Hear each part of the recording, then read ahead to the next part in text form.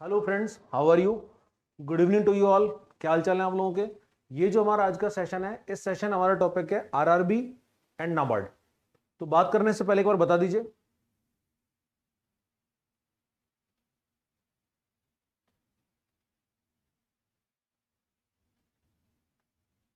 आवाज आ रही है कि बता दीजिए एक बार।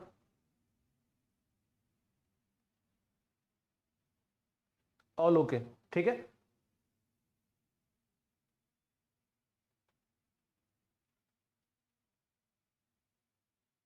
ठीक है, तो स्टार्ट कर रहे हैं हम आज का सेशन। तो ये जो हमारा सेशन है, इसमें हमारा टॉपिक है आरआरबी और नाबार्ड। तो नाबार्ड से पहले हम बात करेंगे आरआरबीज के बारे में, यानी रीजनल रूरल बैंक या क्षेत्रीय ग्रामीण बैंक।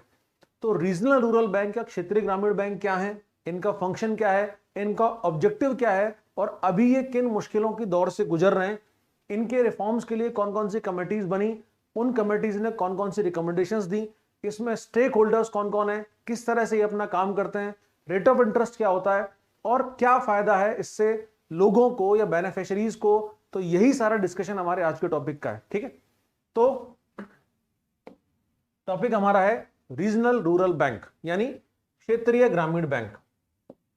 तो इनके बारे में बात करने से पहले हमें यह जानना है कि गवर्नमेंट ने यह बैंक क्यों बनाने की सोची।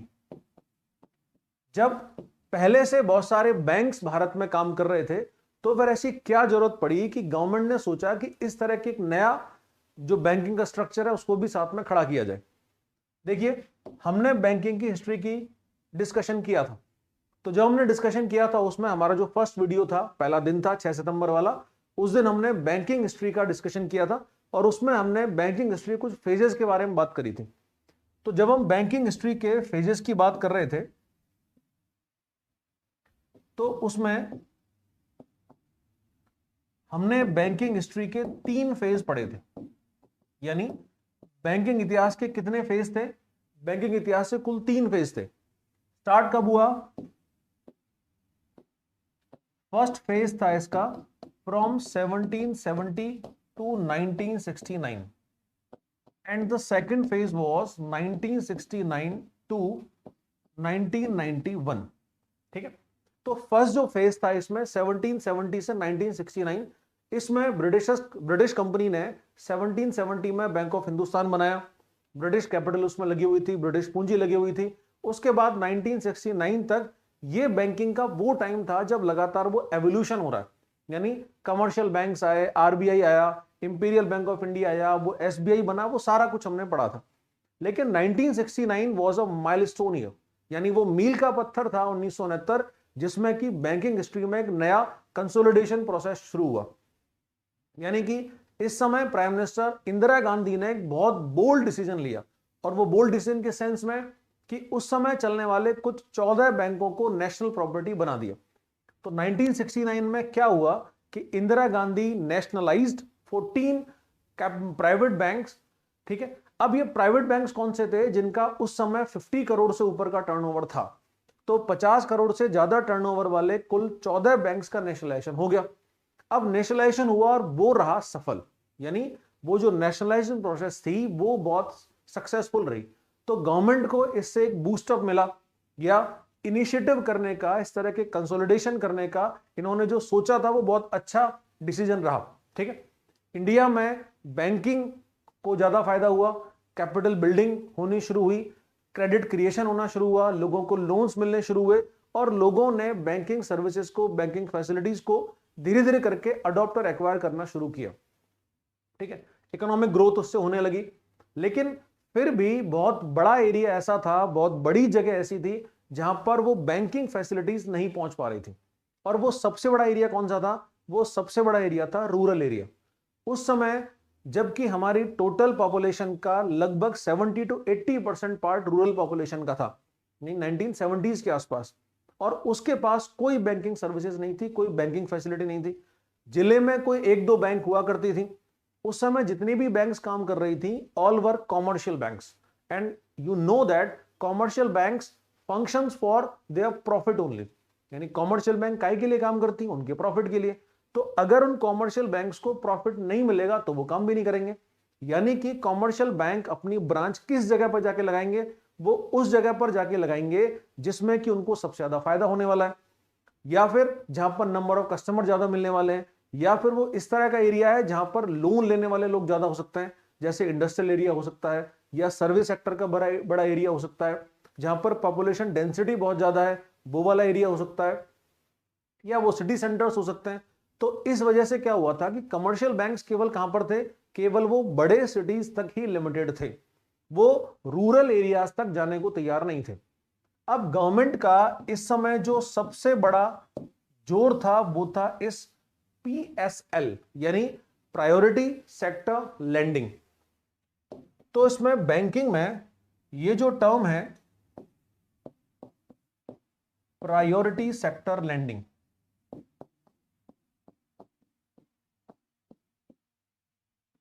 इसका मतलब क्या है, प्राथमिकता क्षेत्र वाले या प्राथमिक क्षेत्र ऋण। तो अब इसमें क्या है कि इसमें प्राथमिक क्षेत्र ऋण जो है, इसका मतलब क्या है कि कमर्शियल बैंक्स को और बाकी सभी बैंक्स को ये गाइडलाइंस जारी की हुई हैं कि वो टोटल जो लैंडिंग देते हैं उसका कम से कम, जैसे अभी फिलहाल जो चल रहा है वो 40% है, यानी कि हर बैंक को 40% टोटल लैंडिंग का 40% किसको देना है, प्रायोरिटी सेक्टर को देना है। और प्रायोरिटी सेक्टर कौन सा है, जैसे फार्मर्स हैं, जैसे स्मॉल इंडस्ट्रीज हैं, मीडियम इंडस्ट्रीज हैं, कॉटन इंडस्ट्रीज हैं, फिशरीज है, एनिमल हस्बेंड्री है सॉरी, तो उस वाले सेक्टर्स को लोन देना है, क्या है वो प्रायोरिटी सेक्टर लेंडिंग है, यानी PSL है। तो कमर्शियल बैंक उस टाइम में प्रायोरिटी सेक्टर को लेंडिंग देती नहीं थे, तो उनके पास लोन नहीं पहुंचता था। तो एक बहुत बड़ी समस्या इस समय जो बैंकिंग इंडस्ट्री में थी वो क्या थी कि जिन लोगों को लोन की सबसे ज्यादा रिक्वायरमेंट है, जो लोग सबसे ज्यादा पैसे उनको चाहिए, वहां तक लोन क्रेडिट फैसिलिटी नहीं पहुंच पा रही थी। और यही इस समय का एक बहुत बड़ा फेलियर साबित हो रहा था। यानी जिसको हम चाहते हैं कि सबसे ज्यादा स्ट्रेंथनाइज हो, जो सेक्टर सबसे ज्यादा फले फूले, क्योंकि यही वो सेक्टर है जो सबसे ज्यादा लोगों को एम्प्लॉयमेंट जनरेट करके देता है। तो यहां जो मैटर था वो क्या था कि गवर्नमेंट का फोकस किस पे है कि प्रायोरिटी सेक्टर को मैक्सिमम जो है वो क्रेडिट फैसिलिटी प्रोवाइड करवाना है। लेकिन कमर्शियल बैंक्स उस समय वो करने को तैयार नहीं थे, उस समय प्राइवेट बैंक्स बहुत ज्यादा थे। तो इन्हीं सब रीजंस की वजह से क्या हुआ कि गवर्नमेंट ने सोचा कि इसको प्रायोरिटी सेक्टर को लेंडिंग देने के लिए और फार्मर्स तक बैंकिंग सर्विसेज को पहुंचाने के लिए कुछ काम किया जाए। तो इसी समय, इसी फेज में, यानी इसी 1969 टू 1991 वाले फेज में एक कमेटी बनी, जिस कमेटी का नाम था नरसिंगम वर्किंग ग्रुप। तो ये नरसिंगम वर्किंग ग्रुप जो है ये 1975 में इंदिरा गांधी गवर्नमेंट ने बनाया। अब ये सुनने में जितना अच्छा लग रहा है कि उन्होंने अच्छा काम किया, बेसिकली इसके पीछे एक पर्पस और था, और वो पर्पस क्या था कि 1975 में इंदिरा गांधी ने इमरजेंसी डिक्लेयर कर रखी थी। तो ये वो टाइम था जब इंडियन गवर्नमेंट ने जून में इमरजेंसी डिक्लेयर कर दी थी। अब ये इमरजेंसी डिक्लेयर जो की थी वो नेशनल इमरजेंसी थी, और बहुत ही गलत तरीके से नेशनल इमरजेंसी डिक्लेयर की गई थी। And Indira Gandhi as prime minister want to popularise himself, यानी क्या चाहते थे वो कि वो खुद को पॉपुलर करना चाहते हैं। ये भी एक बात सही है, लेकिन उस वजह से एक बहुत बड़ा फायदा मार्जिनल फार्मर्स को, स्मॉल फार्मर्स को, या छोटे मोटे जो काम करने वाले लोग थे गांव में उनको हुआ। तो ये नरसिंगम वर्किंग ग्रुप जो बना, इस नरसिंगम वर्किंग ग्रुप ने कहा, जो रिकमेंडेशन दी वो किसके बारे में थी, वो थी RRBs के बारे में। तो नरसिंगम वर्किंग ग्रुप ने 1975 में क्या रिकमेंडेशन दी कि government has to set up some RRBs in the rural areas. तो गवर्नमेंट को क्या करना चाहिए, गवर्नमेंट को एक सेगमेंट और बनाना चाहिए, एक अलग सेक्टर बनाना चाहिए बैंकिंग का, जिसका काम ही केवल क्या होगा, इस प्रायोरिटी सेक्टर को लेंडिंग देने का। और उसमें भी केवल किसको दे रहे हैं, वो फार्मर्स को। तो वो जो बैंक्स होंगी वो केवल गांव में होंगी, ठीक है, पहला मैटर। दूसरा मैटर ये कि केवल गांव में होंगी तो गांव वालों को लोन देंगी और किसी को नहीं देंगी। तो इन बैंक्स को प्रायोरिटी सेक्टर को लेंडिंग देनी थी। इसी पर्पस से नरसिंगम वर्किंग ग्रुप ने 1975 में अपनी रिकमेंडेशंस दी। गवर्नमेंट ने तुरंत वो रिकमेंडेशंस एक्सेप्ट कर ली। तो रिकमेंडेशन दी, रिकमेंडेशंस हो गई एक्सेप्ट। अब अगला काम है how to draft, how to form RRBs, यानी कि आरआरबीज को किस तरह से बनाया जाए। ठीक है, तो आरआरबीज को बनाने के लिए गवर्नमेंट ने क्या किया कि इन्होंने 26 सितंबर 1975 को एक ऑर्डिनेंस पास किया। ऑर्डिनेंस यानी अध्यादेश।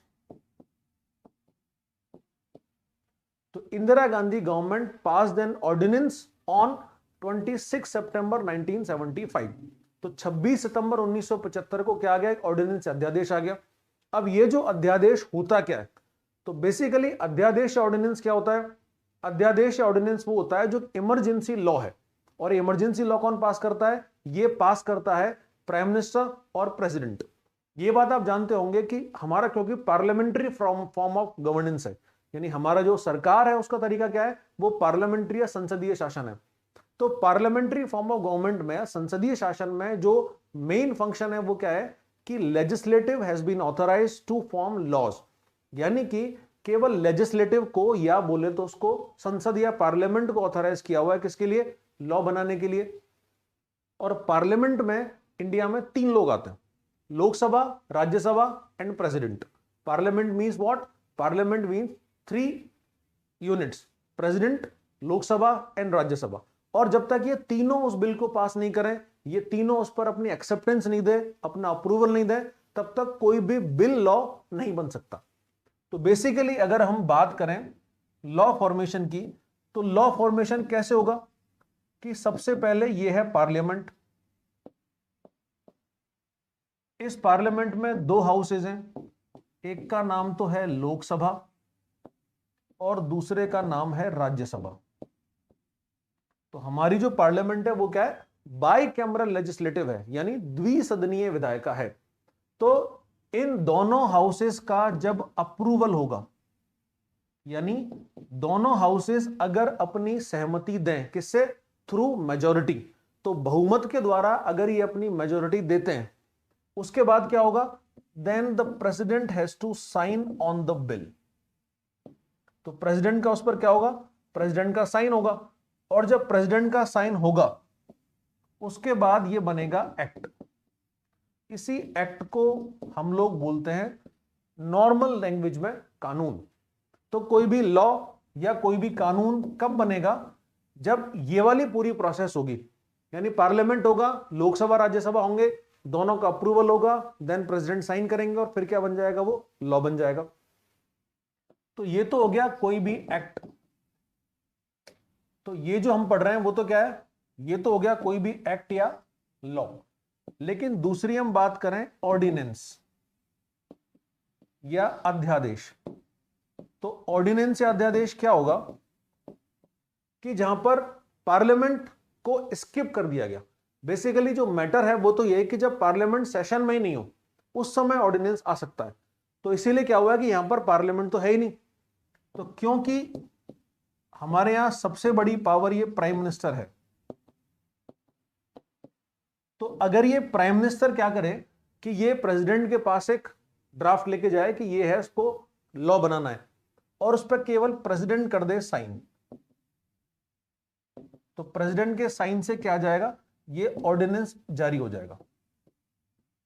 And ordinance and act has equal powers, यानी कि जो शक्तियां ऑर्डिनेंस के पास हैं वही शक्तियां कानून के पास भी हैं या एक्ट के पास भी हैं। लेकिन दोनों में डिफरेंस केवल इतना सा है कि ऑर्डिनेंस मैक्सिमम 6 महीने तक वैलिड होता है, और अगर गवर्नमेंट चाहती है कि ऑर्डिनेंस को लॉ बनाया जाए तो 6 महीने के अंदर अंदर उसको पार्लियामेंट से पास कराना जरूरी है। ठीक है, तो पास तो उन्होंने कर दिया, यानी पार्लियामेंट को तो स्किप कर दिया, पार्लियामेंट को बाईपास कर दिया, सीधे प्राइम मिनिस्टर ने प्रेसिडेंट से साइन करवा के ऑर्डिनेंस ला दिया, और उसी ऑर्डिनेंस के थ्रू 26 सितंबर 1975 को ये आरआरबीज बनने शुरू हो गए। ठीक है, तो आरआरबीज का फॉर्मेशन कहां से शुरू हुआ, इस 26 सितंबर 1975 को ऑर्डिनेंस से। लेकिन आरआरबीज बने कब, ये तो एक्सेप्टेंस मिल गया, गवर्नमेंट की ओर से अप्रूवल मिल गया कि अब गवर्नमेंट जो है वो लॉ बना ली एक तरह से, अब वो ऑर्डिनेंस के थ्रू आरआरबीज को बना सकती है। और आरआरबीज को बनाने के लिए इन्होंने क्या किया, जो दिन चुना वो दिन था 2 अक्टूबर 1975।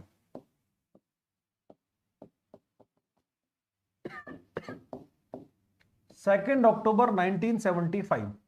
2 अक्टूबर क्यों चुना, क्योंकि इस दिन हमारे father of nation Mahatma Gandhi का बर्थडे, ठीक है।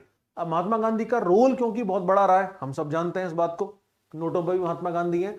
और दूसरा, महात्मा गांधी जो है वो गांव से ही चाहते थे कि विकास हो, यानी कि वो सेंटर ऑफ डेवलपमेंट गांव को मानते थे, सेंटर ऑफ डेवलपमेंट सिटीज को नहीं मानते थे, और गांव पर उनका फोकस ज्यादा था। हमने हमारे कॉन्स्टिट्यूशन में भी महात्मा गांधी को, आइडियल्स को, उनके आइडियलिज्म को, उनके थॉट्स को बहुत ज्यादा जगह दी है। तो महात्मा गांधी के बर्थडे को ही चुना जस्टिफाई करने के लिए इनको, कौन से तारीख, 2 अक्टूबर 1975। तो ये वो दिन है जिस दिन इन आरआरबीज का फॉर्मेशन हुआ। तो when RRBs were founded, it were founded on 2 अक्टूबर 1975। तो आरआरबीज की स्थापना कब हुई, 2 अक्टूबर 1975 को, ठीक है। इस दिन भारत में कुल 5 आरआरबीज बनाए गए। तो कुल 5 आरआरबीज बनाए गए कब, भारत में। उनमें से पहली है प्रथमा ग्रामीण बैंक। तो पहली आरआरबी कौन सी है, प्रथमा ग्रामीण बैंक।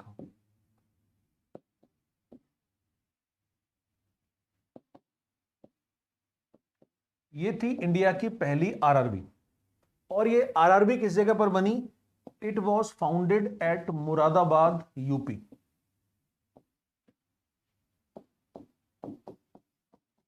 तो पहली कौन सी है, प्रथमा ग्रामीण बैंक, किस जगह पर बनी, मुरादाबाद, यूपी में। ये थी पहली बैंक। इसके बाद दूसरी बैंक बनी Gaur Kshetriya Gramin Bank. Second bank was Gaur Kshetriya Gramin bank, यानी गौर रीजनल रूरल बैंक। इसमें जो जगह लिखी ना गौड़ या गौर, ये बेसिकली वेस्ट बंगाल का एक पार्ट है गौड़। तो नॉर्थ बंगाल का जो पार्ट है उसको बोलते हैं गौड़ रीजन। तो ज्योग्राफिकली और कल्चरली वेस्ट बंगाल का एक पार्ट कौन सा है, गौड़। तो उसी गौड़ के नाम पे इसका नाम रखा गया। और ये जगह है जहां पर ये बना, मालदा। मालदा कहां पर है, ये है वेस्ट बंगाल में। तो मालदा वेस्ट बंगाल में बनी दूसरी बैंक, इसका नाम था गौड़ क्षेत्रीय ग्रामीण बैंक या गौड़ रीजनल रूरल बैंक। इसके बाद फिर तीसरी बैंक जो है ये बनी गोरखपुर, यूपी में। तो टोटल 5 बैंक हैं वो बनी थी। इसमें से गोरखपुर वाली जो बैंक है वो यूपी की दूसरी बैंक है। तो टोटल कितनी बैंक बनी थी, 5। उसमें से 2 तो हैं उत्तर प्रदेश में, एक है वेस्ट बंगाल में, एक है हरियाणा में, और एक है राजस्थान में। टोटली 5 बैंक थी। तो थर्ड बैंक थी गोरखपुर क्षेत्रीय ग्रामीण बैंक।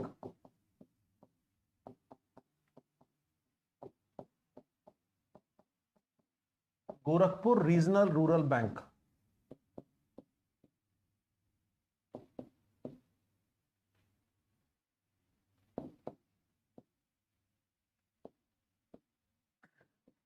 ये कहां पर है, ये है गोरखपुर, यूपी में।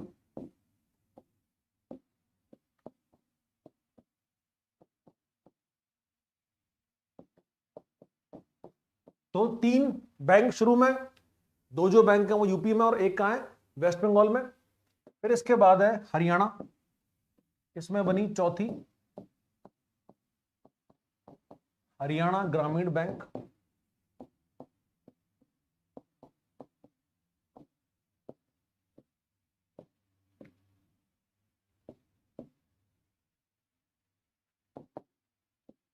ये हरियाणा का डिस्ट्रिक्ट है भिवानी, ये वहां पर बनी थी। तो चौथी बैंक है कहां, भिवानी, हरियाणा में। इसके बाद फिर 5वीं बैंक है, 5th बैंक है जयपुर नागौर,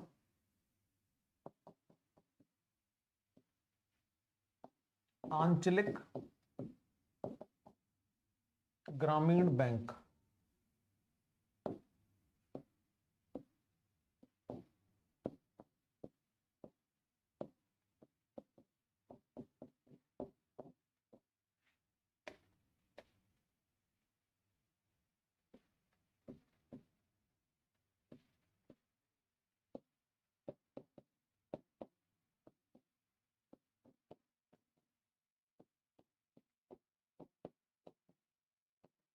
ये जयपुर नागौर आंचलिक ग्रामीण बैंक ये बनी थी जयपुर राजस्थान में।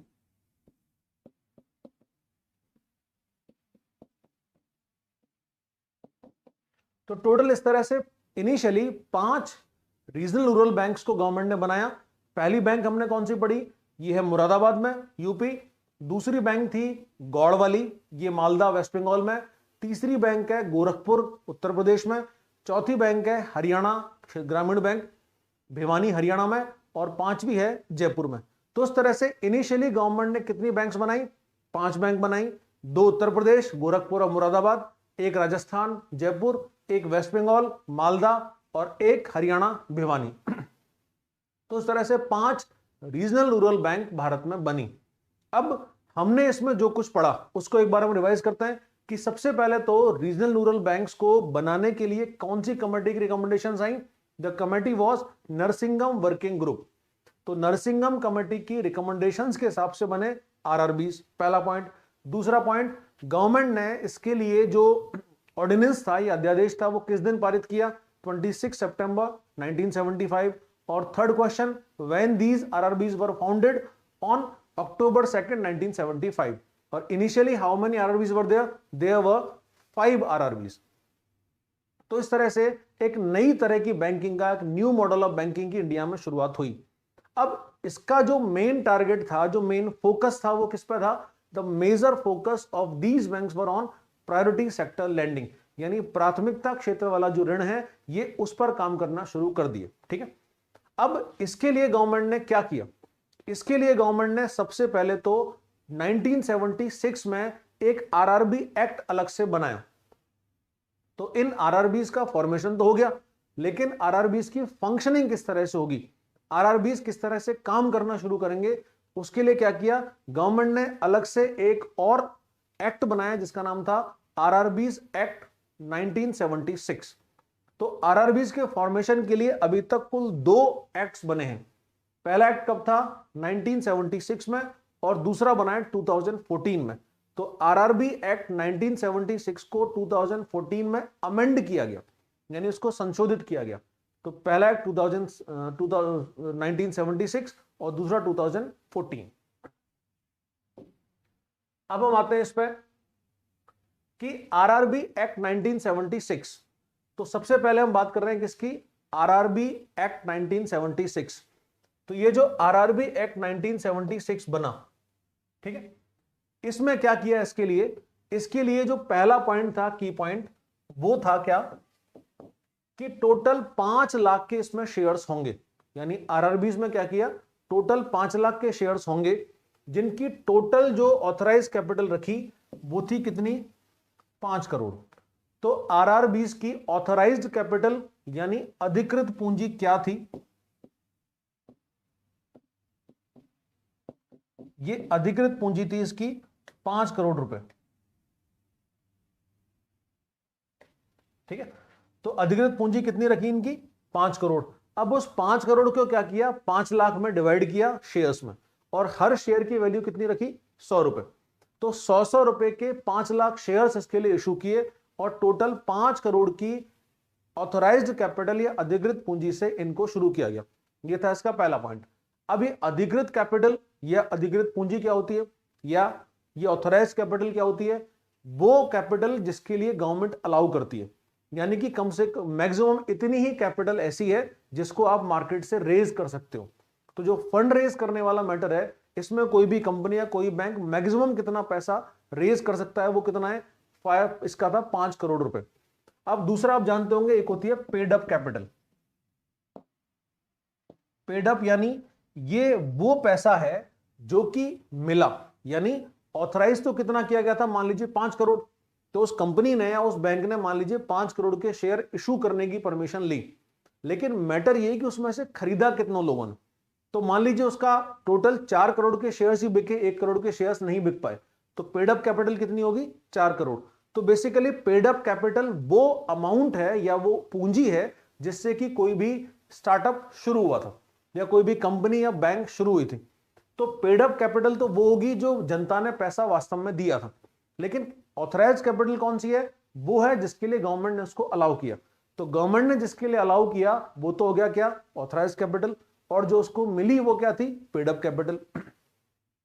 तो उन बैंक्स के लिए कितनी अलाउ की गई थी? मैक्सिमम 5 करोड़। तो 5 करोड़ का शेयर्स, 5 करोड़ के टोटल वैल्यू के शेयर्स थे, उनका 5 लाख में डिवाइड किया और हर शेयर की वैल्यू कितनी रखी? 100 रुपए। ठीक है। फिर दूसरा इसमें रखा शेयर होल्डिंग। तो इसमें इन आरआरबीज में शेयर होल्डिंग कैसे कैसे होगी? इस शेयर होल्डिंग में इसमें यूनियन के पास रहेगा सबसे बड़ा शेयर 50%। तो टोटल जितना भी उसका पेड अप कैपिटल है या जितना भी उसमें पैसा लगा है उसमें 50% कौन लगाएगा? केवल यूनियन लगाएगा। यानी सेंट्रल गवर्नमेंट के पास कितना था? 50% था।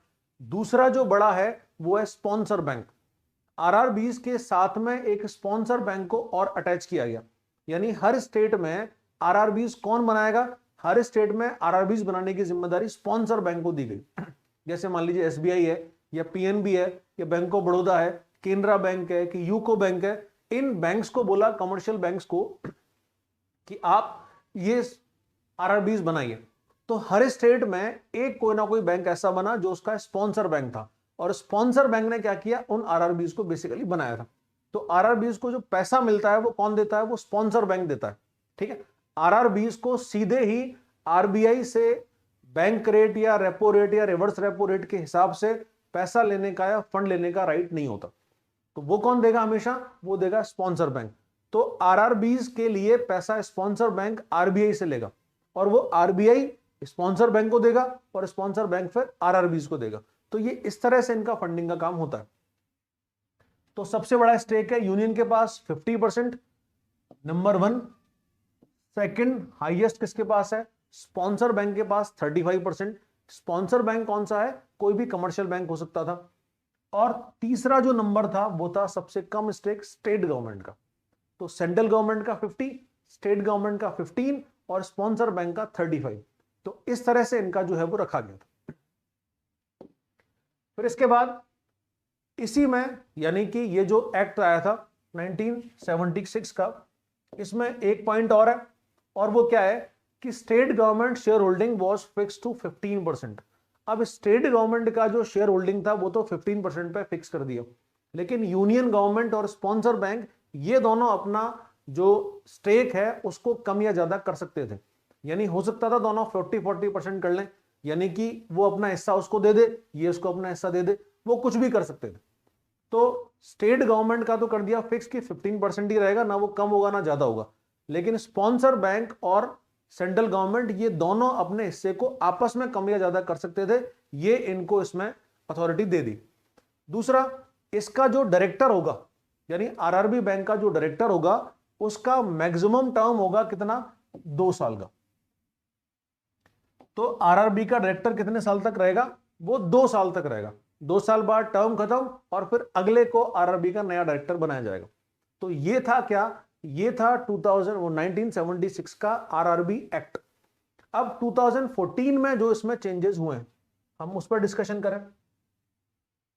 तो 2014 में ये आरआरबी का जो एक्ट था, अभी हमने जिस पर बात करी कि हमने बात करी आरआरबी एक्ट 1976 पर, और अब क्या किया? इस आरआरबी एक्ट को अमेंड कर दिया, यानी इसको संशोधित कर दिया। कब किया? 2014 में। तो अब इन दोनों के बीच में क्या क्या चेंजेस आए, यानी 1976 में क्या था और 2014 में क्या है।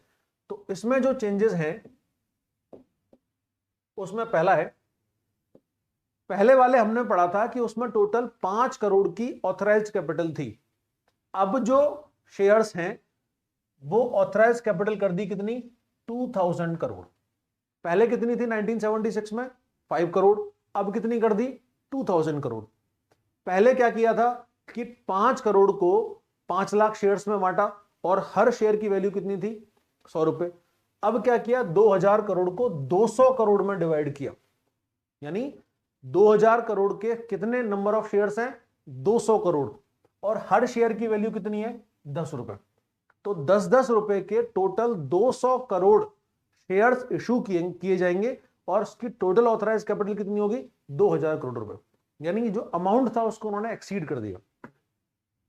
दूसरा, आरआरबी, क्योंकि बहुत बड़ी जो प्रॉब्लम थी, अभी हम डिस्कशन करेंगे इस पर, कि आरआरबीज घाटे वाली चीज बन चुके थे। यानी आरआरबी का ऑब्जेक्टिव तो बहुत अच्छा है, हर कोई अगर के बात करेगा तो आरआरबी काम तो बहुत अच्छा कर रहा है, इसमें कोई डाउट ही नहीं है, लेकिन आरआरबी प्रॉफिट मेकिंग ऑर्गेनाइजेशन नहीं है। अब इसको बोला गया कि RRB is not viable. Not viable का मतलब क्या हुआ, कि ये प्रैक्टिकल नहीं है, यानी कोई भी अगर काम करता है तो प्रॉफिट के लिए काम करता है। अब आरआरबी उस रेट ऑफ इंटरेस्ट पे लोन दे रहा है जिस रेट ऑफ इंटरेस्ट पे वो आरबीआई से लोन लेता है। तो जिस रेट ऑफ इंटरेस्ट पे आरबीआई ने लोन दिया है कमर्शियल बैंक्स को, कई बार ये रेट उससे भी कम हो जाती है, उस रेट ऑफ इंटरेस्ट पे आरआरबी हमें लोन दे रहा है या फार्मर्स को लोन दे रहा है, तो इनका जो ऑपरेशनल कॉस्ट है वो तो घाटे में जाएगी, यानी कि जो लोन दिया गया उसकी भी रिकवरी टाइम पे नहीं हो पा रही। तो इस वजह से प्रॉब्लम जो आ रही थी आरआरबीज के सामने वो क्या थी, कि ये लगातार नो प्रॉफिट ऑर्गेनाइजेशन बनते जा रहे थे, घाटे में जा रहे थे। ठीक है, तो अब इस पे बात क्या आई कि इसमें क्योंकि उनको प्रॉफिट मेकिंग ऑर्गेनाइजेशन बनाना है, ये एक बहुत बेसिक सी बात थी, तो आरआरबीज को बोला कि they can issue shares in capital market. तो अब उनको क्या बोला कि आप कैपिटल मार्केट में शेयर जारी कर सकते हैं और मार्केट से फंड रेज कर सकते हैं। ठीक है, capital market to get more funds from private investors, और इसके थ्रू प्राइवेट इन्वेस्टर से और ज्यादा पैसा और फंड ले सकते हैं।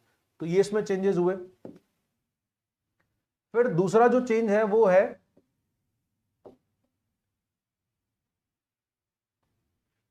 But one condition that combined share holding of union plus state plus sponsor bank should not fall below 51%।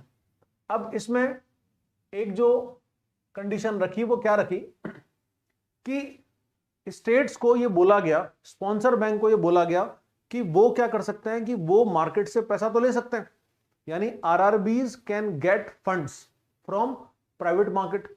तो पूंजी बाजार से, कैपिटल मार्केट से या निजी लोगों से वो पैसा फंड ले सकते हैं, यानी उसमें वो भागीदारी में आ सकते हैं, पार्टनरशिप में आ सकते हैं। लेकिन जो प्रॉब्लम होगी वो क्या है कि ये जो कॉम्बो था यूनियन, स्टेट और स्पॉन्सर बैंक का, हमने क्या पढ़ा कि यूनियन गवर्नमेंट के पास 50% है, स्पॉन्सर बैंक के पास 35% है और जो स्टेट गवर्नमेंट है उसके पास 15% है।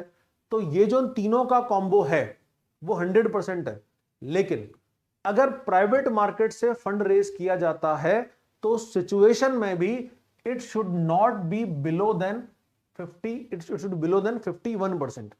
तो मैक्सिमम 49% के ही आप शेयर इशू कर सकते हो या 49% की स्पॉन्सरशिप आप बाहर से ले सकते हो।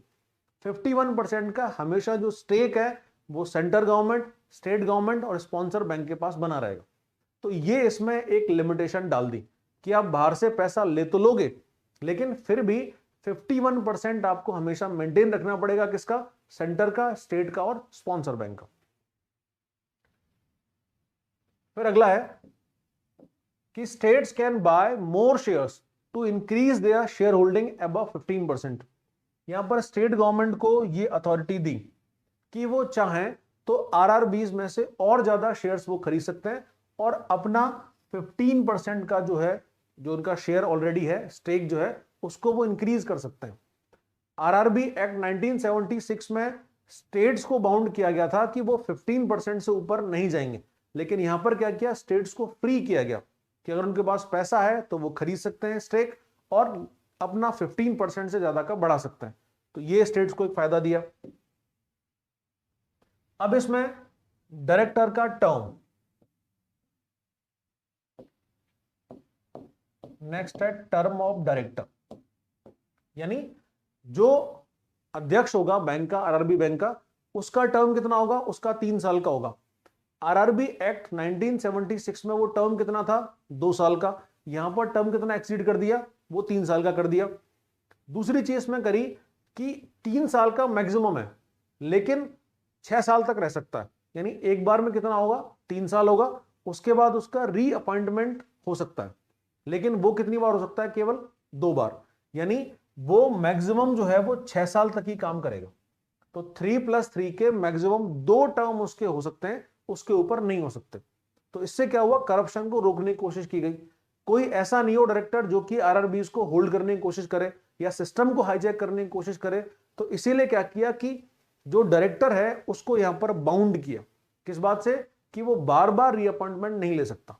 ये एक अच्छा काम इसमें किया। तो ये हमने सारे पढ़ा क्या, ये हमने सब कुछ पढ़ा उन दोनों एक्ट्स के बारे में, 1976 और 2014 का, ठीक है। तो हमने इन दोनों एक्ट्स के बारे में पढ़ा। अब मैं आपसे कमेंट्स ले रहा हूं, आप कमेंट्स में जो भी आपके क्वेश्चंस हैं, जो भी क्वेरीज हैं, वो आप पूछ सकते हैं। तो यहां तक का हमने लगभग आधा चैप्टर जो है वो हमारा पूरा कर लिया है। हमने जो डिस्कशन किया है इसमें, how RRBs were formed and दोनों एक्ट्स 1976 एंड 2014। तो अब आप, मैं कमेंट सेक्शन पे जा रहा हूं, आपके कोई भी कमेंट्स हैं, कोई भी क्वेश्चन है तो एक बार आप पूछिए, फिर हम उसके बाद आगे बढ़ेंगे। बताइए।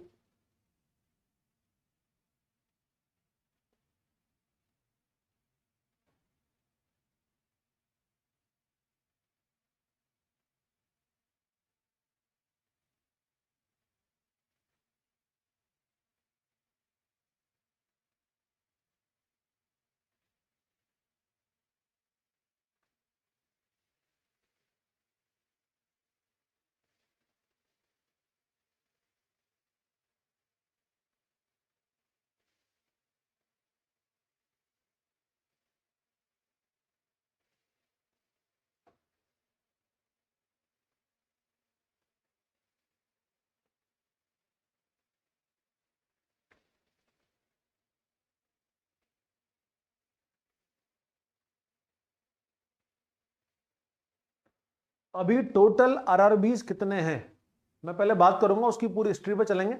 अभी तक हमने जो पढ़ा है पहले हम उस पर बात करते हैं, ठीक है। तो टोटल आरआरबीज वैसे जो है वो 43 हैं। तो आरबीआई के जो डेटाज हैं उनके हिसाब से फिलहाल नंबर ऑफ आरआरबीज कितना है, 43। तो currently there are 43 RRBs in India, ठीक है।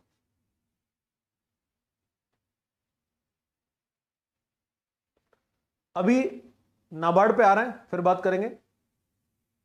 अभी तक हमने जो पढ़ा है पहले आप उसमें से क्वेश्चन पूछिए।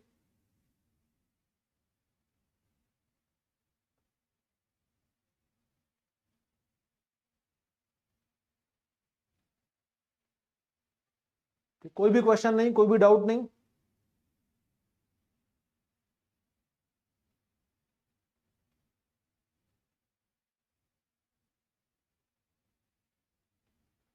डेबिट कार्ड क्रेडिट कार्ड के बारे में फिर से देखो, मैं आपसे ये बात बता चुका हूं पहले कि आप जितनी बार इन वीडियोस को देखोगे उतना ज्यादा आपको फायदा होगा। तो ये देखो फायदा क्या है इसका, इस तरह के वीडियोस का, कि आप कोई भी काम कर रहे हो तो वो काम करते हुए आप ये वीडियो देख सकते हो। तो बेसिकली एक बार आप आराम से तसल्ली से इनको सुने, उसके बाद आपको लगता है कहीं को डाउट रह गया है तो आप जो है वो उसमें जो वीडियो उसको दोबारा देख लें, उसमें कोई टेंशन नहीं है, कोई बात नहीं है ऐसी। तो आप वीडियोस को जितनी बार हो सके उतनी बार देखने की आदत डालें, ठीक है। कमेंट्स के आपको हम देख रहे हैं और कमेंट्स का हम आंसर भी दे देंगे सबका, तो आप उन कमेंट्स में भी अपना क्वेश्चन लिख सकते हो, ठीक है।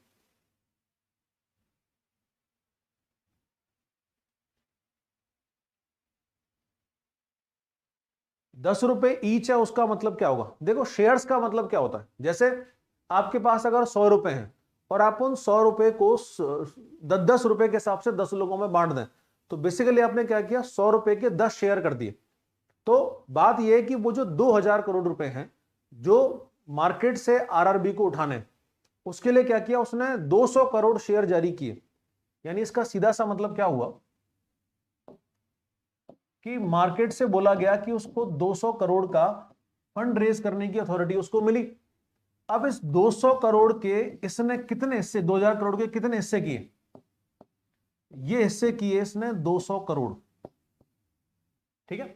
यानी जैसे आपने ₹100 के 10-10 शेयर कर दिए, ₹10 के, ऐसे इन्होंने 2000 करोड़ के 200 करोड़ हिस्से कर दिए, और हर हिस्से की वैल्यू कितनी है, 10 रुपए। ये होता है शेयर्स। तो मैटर इसमें क्या है कि शेयर मार्केट से फंड रेज करना है, तो आपने 10-10 रुपए के शेयर्स खरीद लिए। अगर मान लो ये कोई 1000 रुपए का 2000 रुपए का शेयर अगर मार्केट में डाले तो शायद कोई नहीं लेगा क्योंकि बहुत महंगा शेयर है, लेकिन 10-10 रुपए के, यानी बिक्री बेसिकली बार्टर है माइक्रो फाइनेंस का, तो 10-10 रुपए के तो कोई भी खरीद लेगा। यानी आप अगर ये सोचोगे यार 10 रुपए का मैं एक शेयर खरीद लूं, कल को वो 15 का हो जाएगा, वो 20 का हो जाएगा, तो आप अपनी पॉकेट मनी से भी आरआरबी के शेयर्स को खरीद सकते हो। तो इसीलिए क्या किया, बहुत स्मॉलेस्ट वैल्यू में ये शेयर जारी किए, जिससे कि छोटे छोटे इन्वेस्टर्स जिनको हम माइक्रो फाइनेंसिंग बोलते हैं वो लोग भी इसमें आके जुड़ सकें। तो ये इसका मैटर था।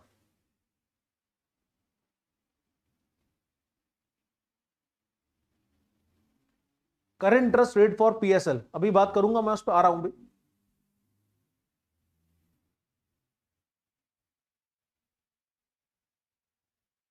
आरआरबीज को ये बोला गया है कि वो प्रायोरिटी सेक्टर लेंडिंग को लोन देंगे, और आरआरबीज जो है वो प्रायोरिटी सेक्टर लेंडिंग में फिलहाल सबको लोन दे रहे हैं। और उसमें लोन देने के लिए क्या है, जो मेन 3 इनके टारगेटेड एरिया हैं वो है एग्रीकल्चर, फिशिंग और फिशरीज, सॉरी माइनिंग, तो सॉरी एनिमल हस्बेंड्री। तो एग्रीकल्चर, एनिमल हस्बेंड्री और फिशिंग, यानी कृषि, पशुपालन और मत्स्य, ये 3 मेजर सेक्टर हैं जहां पर आरआरबीज फिलहाल लोन दे रहे हैं। उसके अलावा जो गांव में कॉटन इंडस्ट्रीज हैं, स्मॉल इंडस्ट्रीज हैं, उनके लिए भी लोन फैसिलिटी दे रहे हैं।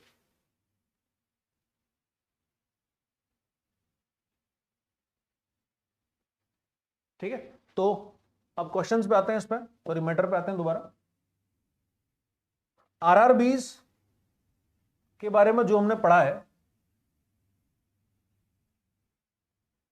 वो एक तो ये कि आरआरबीज की शेयर होल्डिंग, ठीक है, ये शेयर होल्डिंग किस तरह से है कि 35%, 50% पहला तो यूनियन के पास है ही, 35% स्पॉन्सर बैंक के पास, 15% स्टेट के पास। ये किसमें है, आरआरबी एक्ट 1976 में। अब ये आरआरबीज जो है इनको ऑथोराइज किया गया है कि वो अब फिलहाल तो पूरी तरह से बैंकिंग में आ चुके हैं। तो आरआरबीज फिलहाल पूरी तरह से लगभग बैंकिंग में ही है, यानी ऑलमोस्ट कमर्शियल बैंक के बन चुके हैं। ठीक है, क्योंकि अब ये प्रॉफिट अर्निंग ऑर्गेनाइजेशन बनने की कोशिश इनकी चल रही है। तो इसमें जैसे ये आरआरबी का एक क्रेडिट और डेबिट कार्ड है, तो इसमें क्या होता है कि इसको डेबिट कार्ड को इशू करने वाला कौन है, रुपए ने इसको इशू किया, यानी रुपए, वीजा, मेस्ट्रो या अमेरिकन एक्सप्रेस, ये सभी इसका क्रेडिट कार्ड या डेबिट कार्ड इशू कर सकते हैं, ये उसको है। अब इसमें एक तो है आरआरबी, जैसे ये जो डेबिट कार्ड है इसमें आरआरबी का नाम है उत्तर बिहार ग्रामीण बैंक, ये एक आरआरबी है, और दूसरी तरफ इसका स्पॉन्सर बैंक लिखा हुआ है सेंट्रल बैंक ऑफ इंडिया। तो अब आपने देखा होगा कि जैसे मान लीजिए आईसीआईसीआई का या एसबीआई का या पीएनबी का एटीएम कार्ड या डेबिट कार्ड या क्रेडिट कार्ड जो होता है उस पर केवल उसी बैंक का नाम लिखा होगा जिसने कि इशू किया है, लेकिन यहां पर दोनों बैंक्स का नाम आता है। तो स्पॉन्सर बैंक का नाम भी आता है और जो आरआरबी है उसका नाम भी आता है। तो आरआरबी का नाम भी है और स्पॉन्सर बैंक का नाम भी है। तो ये इस तरह से इसके इशू होते हैं। ठीक है, तो अब ये जो आरआरबीज हैं इनके साथ प्रॉब्लम क्या आनी शुरू हुई, तो आरआरबीज के साथ बेसिक जो प्रॉब्लम थी वो क्या आनी शुरू हुई, 1975 में बना तो दिए, इसके बाद हम लोगों ने जोश जोश में बहुत सारे बना दिए, लगातार आरआरबीज की जो है वो नंबर इंक्रीज होता गया। आरआरबीज का नंबर हमने पढ़ा 1975 में शुरुआत हुई किससे, 5 से, लेकिन 1975 खत्म होते थे टोटल 6 बैंक्स थे। फिर इनकी सबसे ज्यादा जो स्ट्रेंथ थी वो थी मार्च 1990 में। तो मार्च 1990 तक आते आते नंबर ऑफ आरआरबीज पूरे इंडिया में हो चुके थे 196। तो मैक्सिमम यही नंबर रहा। तो मैक्सिमम कितने आरआरबीज थे मार्च 1990 में थे और कितने थे 196। इसके बाद 1990 में कुछ कमेटीज आरआरबीज ने बनाई, हम बात करेंगे उस पर, जैसे नरसिंघम कमेटी दोबारा बनाई थी, खुशरव कमेटी बनाई थी, ठीक है, एक केसी चक्रवर्ती कमेटी बनाई थी। तो इन तीनों कमेटीज ने, यानी खुशरव कमेटी, नरसिंघम कमेटी और केसी चक्रवर्ती कमेटी। इन तीनों कमेटीज ने जो बात कही, जो रिकमेंडेशंस दी, वो क्या थी? वो थी कंसोलिडेशन ऑफ आरआरबीज, क्योंकि आरआरबीज बहुत बड़े घाटे में चल रहे थे। इवन आरआरबीज का जो लोन था वो कभी पास ही नहीं होता था। प्रॉब्लम ये आ रही थी कि आरआरबीज के बारे में शिकायतें बहुत ज्यादा मिल रही थी। क्यों मिल रही थी? क्योंकि आरआरबी लोन नहीं दे रहा, ये शिकायत मिल रही है। दूसरा, आरआरबी कह रहा है कि मैं लोन कहां से दूं, ये तो पैसे ही वापस नहीं करता। तो ये सारी बातें इनमें चलने लग गई थी, सारे के सारे घाटे में जा रहे थे। तो पहले खुशरव कमेटी बनाई। खुशरव कमेटी ने जो बोला वो ये बोला कि आप, ये बाइबल नहीं है, यानी ये प्रैक्टिकल ही नहीं है, आपने जो बनाया है वो तरीका प्रैक्टिकल ही नहीं है। प्रैक्टिकल क्यों नहीं है? क्योंकि आप क्या कर रहे हो कि जिस रेट पे आरबीआई आपको लोन दे रहा है, आप उससे भी कम रेट पे किसानों को लोन दे देते हो, वो बिना गारंटी का लोन दे देते हो। तो ऐसी सिचुएशन में प्रॉफिट कहां से आएगा? अब वो जो किसान है उसकी ऑलरेडी हालत खराब है, अब लोन तो आपने दे दिया बिना गारंटी वाला, लेकिन वो वसूला कैसे जाएगा? तो ये बहुत सारी समस्याएं इसमें आ गई। फाइनली धड़ाधड़ सारे के सारे आरबीआई जो आरआरबीज थे वो बंद होने लगे, या वो बीमार हो चुके थे। ये जो सिक इंडस्ट्रीज होती है ना, सिक बैंक्स, तो सिक इंडस्ट्रीज होती हैं, सिक बैंक्स होती हैं। तो ये बीमार उद्योग या बीमार बैंक का मतलब क्या है? जो घाटे में चल रहा है, जो प्रॉफिट बिल्कुल भी नहीं दे रहा है, लेकिन उसकी ऑपरेशनल कॉस्ट लगातार बनी हुई है। तो वो जो प्रोडक्ट को सेल कर रहा है या जो सर्विसेज दे रहा है, उससे उसका कोई भी घाटा पूरा नहीं हो रहा। तो इन सारी चीजों की वजह से गवर्नमेंट ऑफ इंडिया नरसिंघम को दोबारा से लगाया। तो नरसिंघम कमेटी फिर से बनी। नरसिंघम कमेटी ने कहा कि आप इनको मर्ज करना चालू करो, जितना कम से कम आरआरबीज होंगे उतना अच्छा रेगुलेशन होगा। तो आप क्या करो, इनको बंद करो या इनको आपस में मर्ज करो, कुछ तो करो। फिर केसी चक्रवर्ती कमेटी और बना दी, उसने भी सेम बात कही। तो मार्च 1990 के बाद से लगातार इनका कंसोलिडेशन शुरू हुआ। तो मैक्सिमम कितने रहे? 196 रहे, और उसके बाद इनका नंबर लगातार कम होने लगा। ठीक है, 2018 तक आते आते ये नंबर कितने पे आ गया? 56 पे, यानी 196 से सीधा का सीधा 25% के आसपास आ गए। यानी आप ये मान लो कि लगभग 140 के आसपास या तो बंद कर दिए या फिर उनको मर्ज कर दिया। तो ये क्या चल रहा है? ये चल रहा है कंसोलिडेशन। ठीक है, फिर अभी हम बात कर रहे हैं 2021 की। फिलहाल नंबर कितना है? 43। तो करेंटली कितने आरआरबीज हैं? 43। ठीक है, तो शुरुआत हुई 1975 में, 6 आरआरबीज थे। मैक्सिमम कब थे? मार्च 1990 में 196। उसके बाद से लगातार कम होने लगे, और फिलहाल कितने हैं? फिलहाल हैं 43।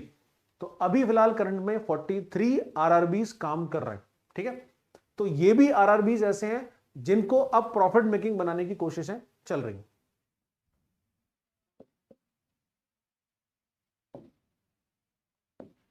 अब हम अगला जो सेक्शन है वो उसमें बात कर रहे हैं रिफॉर्म्स इन आरआरबी।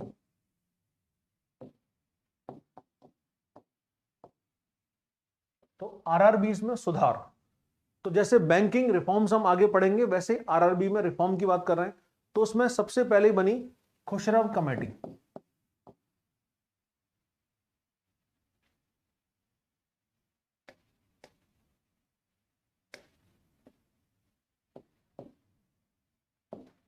या खुशरव समिति,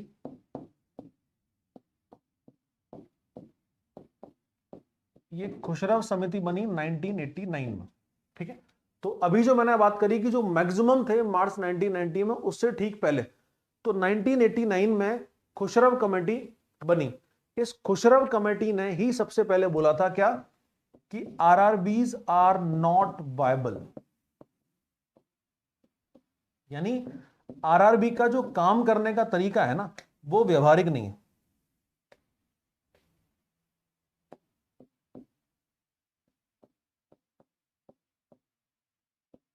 तो क्या बोला? कि आरआरबीज का काम करने का तरीका ही व्यवहारिक नहीं है, यानी आप उसको प्रॉफिट मेकिंग ऑर्गेनाइजेशन बनाने की कोशिश करो। अगर देखो, चाहे मैंने मान लिया कि वेलफेयर के लिए काम कर रहे हैं, लेकिन वेलफेयर भी कितने दिन चलेगा? वेलफेयर गवर्नमेंट 24 घंटे नहीं कर सकती, कभी ना कभी उसको प्रॉफिट मेकिंग में आपको बनाना पड़ेगा। आज के टाइम में गवर्नमेंट वेलफेयर का कोई काम नहीं करती। आज की जो स्थिति है उसमें कि गवर्नमेंट ने वेलफेयर या लोक कल्याण का कोई काम नहीं करती। आज की सिचुएशन ये है कि हमें अगर सांस भी लेनी है ना, तो गवर्नमेंट हमसे उसका भी टैक्स ले रही है। आपने नाम सुना होगा क्लीन सेस। क्लीन सेस किस चीज का है? क्लीन सेस आपने जो भी सर्विसेज यूज करी हैं, तो सुबह से लेकर शाम तक आप कोई भी सर्विस यूज करते हो, चाहे अपना मोबाइल यूज करते हो, चाहे आप टीवी देखते हो, आप कुछ भी करते हो, हर सर्विस पर क्लीन सेस यानी स्वच्छता उपकर लगा हुआ है। तो गवर्नमेंट अगर सफाई कर रही है ना कि हमें एयर पोल्यूशन नहीं मिले, तो उसके लिए भी वो आपसे पैसा ले रही है। तो फिलहाल तो हर चीज का चार्ज है। तो ऐसी कंडीशन में आप बिना प्रॉफिट का काम कितने दिन चला लोगे? तो इन्होंने बोला कि ये ठीक नहीं है, इसको या तो बंद करो या इसको ठीक करो, दो में से एक काम हो सकता है। तो इन्होंने ही सबसे पहले क्या बोला कि आप इनका मर्जर करो, यानी इनको आपस में विलय शुरू करो। अब समस्या क्या आ गई कि विलय कर तो दे, लेकिन गवर्नमेंट का वोट कहां है? गवर्नमेंट का वोट बैंक गांव में। अब 70-80% पॉपुलेशन गांव में रह रही है, और उनको अगर आपने ये लोन देना शुरू कर दिया लो इंटरेस्ट वाला, तो अब अगर वो चाहे उसको ले रहे हैं चाहे नहीं ले रहे, लेकिन उनको ये उम्मीद है कि हम आगे ले लेंगे, कभी ना कभी हमें इसका फायदा मिलेगा। और अगर वो फैसिलिटी बंद कर दी तो क्या होगा? वो सारे के सारे तुरंत गवर्नमेंट के खिलाफ हो जाएंगे। तो इसीलिए गवर्नमेंट ने इस पर तुरंत नहीं सोचा, यानी गवर्नमेंट को मर्ज तो करना है या बंद भी करना है, लेकिन तुरंत वो नहीं करने की सोची। इसके लिए क्योंकि खुशरफ कमेटी ने बोल दिया कि आपको ठीक करना पड़ेगा और कोई रास्ता नहीं है, क्योंकि इन्होंने जो बात करनी शुरू करी, इन्होंने सारे डेटा निकालने शुरू किए, तो इसमें जिसका उठाए वही घाटे में आ रही थी।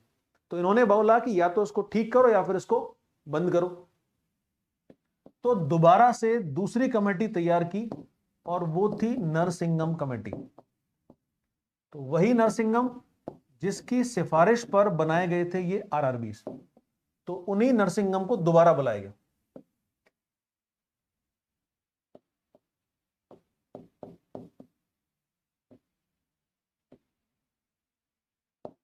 नरसिंगम कमेटी या नरसिंगम समिति, ठीक है। ये जो नरसिंगम कमेटी थी ये आई कब? 1991 में। तो खुशरफ कमेटी कब आई? 1989 में। और नरसिंगम कमेटी कब आई? 1991 में। तो ये जो कमेटी थी नरसिंगम कमेटी, इसने भी सेम वही बात बोली, क्या? कि ये प्रॉफिट मेकिंग होना चाहिए। अब क्योंकि इकोनॉमिक्स के पॉइंट ऑफ व्यू से हम बात करें, तो अगर कोई चीज प्रॉफिट में नहीं होगी तो फाइनली वैसे ही बंद होनी है। तो या तो उसको प्रॉफिटेबल बनाना पड़ेगा या फिर उसको बंद करना पड़ेगा। तो इन्होंने भी जो बात कही वो क्या कही? इन्होंने यही ऑप्शन दिया कि इनका मर्जर शुरू करो, यानी इन सारे के सारे आरआरबीज का विलय करना शुरू करो। इन्होंने बोला कि जो लगभग 196 ये जो आपकी आरआरबीज हैं, इनमें से 135 के आसपास आरआरबीज ऐसी हैं जो पूरी तरह से घाटे में चल रही हैं। अब इतना भयंकर घाटा कोई कब तक सहन करेगा?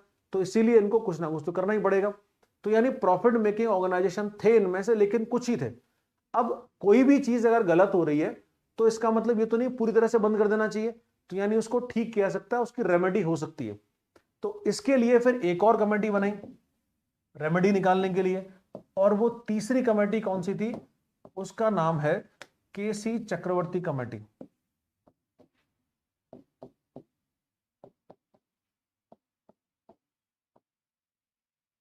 तीसरी है केसी चक्रवर्ती समिति।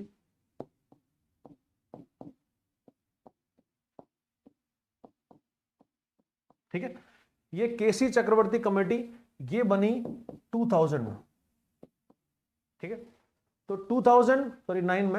2009 में केसी चक्रवर्ती कमेटी बनी। अब इस 2009 के बाद ये कंसोलिडेशन प्रोसेस कुछ ज्यादा ही तेज हुई है।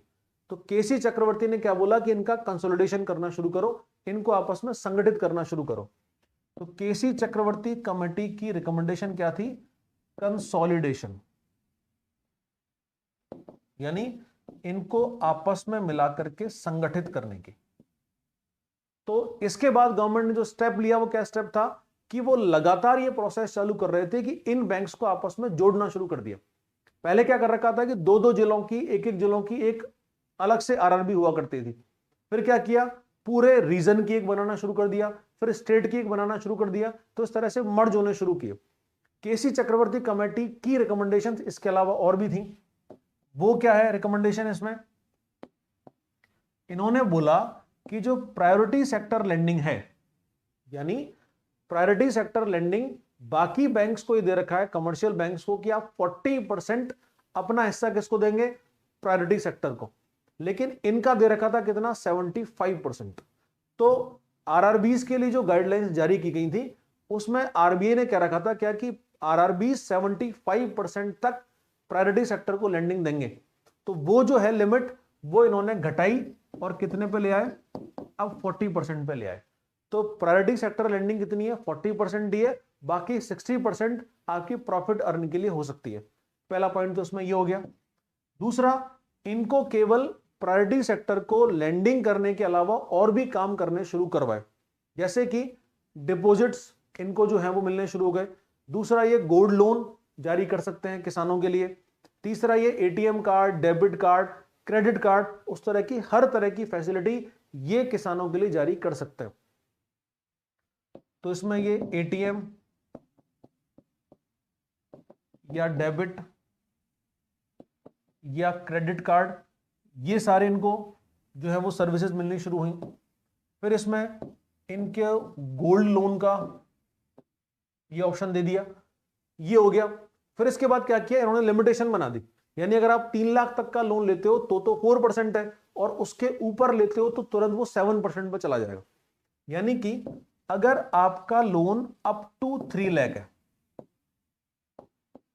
तो इसका रेट ऑफ इंटरेस्ट कितना है, तो इसका रेट ऑफ इंटरेस्ट है 4%। लेकिन जैसे ये 3 लाख से ऊपर जाएगा तुरंत इसका रेट ऑफ इंटरेस्ट पहुंच जाएगा कितना, 7%। तो अगर आरआरबी 7% पर लोन देता है तो फिर ये प्रॉफिट में आ जाएगा, और मैक्सिमम जो लोन्स हैं वो उसके 3 लाख से ऊपर ही जाते हैं। तो इसीलिए क्या हुआ, अपने आप क्या हो गया, ये प्रॉफिट मेकिंग ऑर्गेनाइजेशन बनने लग गए। तो अभी जो 43 ऑर्गेनाइजेशन चल रहे हैं after recommendations of KC Chakravarti committee, ये सारे धीरे धीरे करके प्रॉफिट अर्न में आते जा रहे हैं। ठीक है, तो हमने आरआरबी रिफॉर्म्स के लिए 3 कमेटीज पढ़ी। कौन कौन सी कमेटी पढ़ी, पहली हमने पढ़ी खुशरफ कमेटी 1989। इसने बोला it is not viable, so make it practical. ठीक है, फिर इसके बाद गवर्नमेंट ने दूसरी कमेटी कौन सी बनाई, नरसिंगम कमेटी 1991। इन्होंने क्या बोला कि आप सारे ऑर्गेनाइजेशन को विलय करना शुरू करो, उनका मर्ज करना शुरू करो। तीसरी कमेटी कौन सी है, तीसरी कमेटी है केसी चक्रवर्ती कमेटी। इसका 2009 में हुआ, और इसको क्या बोला, इसने बोला कंसोलिडेशन करना शुरू करो, और इन्होंने आरआरबीज को प्रॉफिटेबल ऑर्गेनाइजेशन बनाने की सिफारिशें की। वो गवर्नमेंट ने सारी की सारी मान ली। और अब क्या किया कि इनका जो प्रायोरिटी सेक्टर लेंडिंग थी, यानी जो किसानों को, मार्जिनल फार्मर्स को या स्मॉल फार्मर्स को जो लोन देते हैं, वो कितना कर दिया, 40% कर दिया। फिर बैंकिंग की और जो सर्विसेज हैं जो इनके पास पहले नहीं थी, ATM, debit card, credit card, वो सब इशू करना शुरू कर दिया। गोल्ड लोन जहां से प्रॉफिट हो सकता है वो देना शुरू कर दिया, और पूरी तरह से अश्योर्ड वो लोन है। ठीक है, फिर क्या किया कि लोन की जो लिमिट थी वो 3 लाख तक तो 4% ही रखी, और उसके ऊपर जो है वो 7% कर दी। तो ये आरआरबीज में रिफॉर्म्स हुए।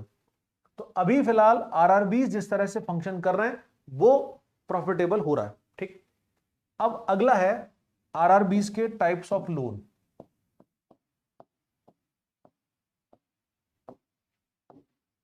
यानी आरआरबी कितने तरह का लोन देते हैं। आरआरबीज बेसिकली कई तरह का लोन दे सकते हैं। ठीक है, अभी फिलहाल हमने जो बात करी, सबसे पहला तो एग्रीकल्चर है ही। ठीक है, दूसरा इनको 2019 से अलाउ कर दिया एक तो फिशिंग में, और तीसरा एनिमल हस्बेंड्री में।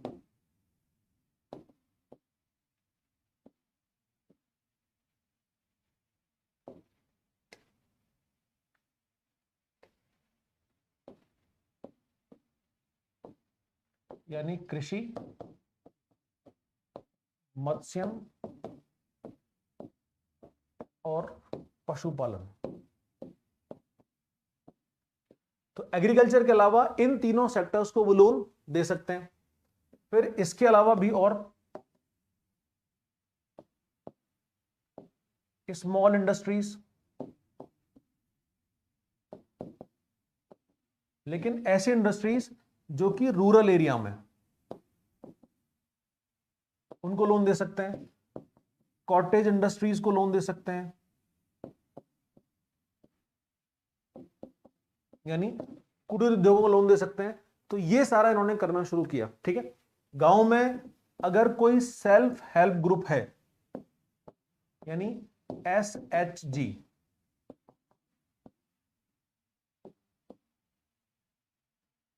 तो सेल्फ हेल्प ग्रुप या स्वयं सहायता समूह, ये आप जानते होंगे शायद कि गांव में क्या करते हैं, कुछ लेडीज ने मिलकर अपना एक ग्रुप बनाया। अब इन्होंने जैसे मान लीजिए मिलकर के उस ग्रुप का एक नाम रख लिया, मान लीजिए आशा रख दिया, या मान लीजिए साथी रख दिया, कोई भी नाम उन्होंने रख दिया। अब क्या किया कि वो जो नाम है उसको रजिस्टर्ड कराया। रजिस्टर्ड कराने के बाद में RRB के अंदर एक लोन अकाउंट खोल दिया। RRB ने के सामने उन्होंने अपना फ्यूचर प्रोजेक्ट भी दिखाया कि उन्होंने वो साथ मिलकर कौन सा बिजनेस करना चाहते हैं। मान लीजिए लोकेलिटी के हिसाब से उन्होंने अचार बनाने का काम शुरू किया, या मान लीजिए पापड़ बनाने का काम शुरू किया, या लकड़ी कुछ आइटम बनाना शुरू किया, या मार्बल की मान लीजिए मूर्तियां बनाना शुरू कर दिया। तो इन्होंने मिलकर काम करना शुरू किया। RRB ने क्या किया, उसके लिए उनको लोन दिया। अब इन्होंने जो अपना अकाउंट खुलाया था, उस अकाउंट में वो अपना पैसा जमा करना शुरू करते हैं। ठीक है, यानी उन्होंने ऑर्डर्स लेने शुरू किए, ऑर्डर्स पहुंचाने शुरू किए, उनको पास पैसा आना शुरू किया। तो जो पैसा आ रहा था उसको डिपॉजिट किया किसको, RRB को। अब वो जो RRB है उस डिपॉजिट पे भी लोन दे सकता है। और दूसरा, उनमें से अगर किसी को जरूरत है, मान लीजिए कि 10 लोगों ने मिलकर ग्रुप बनाया और उनमें से किसी एक के घर में आ गई शादी, तो अब क्या किया कि जो पैसा RRB के पास डिपॉजिट हुआ था, वो लेडी उस पैसे को निकाल सकती है और निकाल करके अपने काम में ले सकती है। तो RRB के पास जो पैसा डिपॉजिटेड था, उस पैसे पे जो रेट ऑफ इंटरेस्ट RRB उनको दे रहा था, मान लीजिए 2%, 3%, 4% जो भी दे रहा था, तो उस रेट ऑफ इंटरेस्ट को देना पड़ेगा किसको, उस लेडीज को जिन्होंने वो लोन लिया है। ठीक है, तो इस तरह से ये अपनी अपनी हेल्प खुद कर सकते हैं। तो इनको क्या बोलते हैं, सेल्फ हेल्प ग्रुप। तो ये सारे काम करने का राइट RRBs को मिला हुआ है। तो फिलहाल RRBs रेगुलरली इंक्रीज हो रहे हैं, उनका एक्सपेंशन हो रहा है, वो जो अपना लोन क्रेडिबिलिटी है उसको लगातार बढ़ा रहे हैं। तो फाइनली RRB शायद धीरे धीरे करके ये प्रॉफिटेबल ऑर्गेनाइजेशन बन जाएंगे।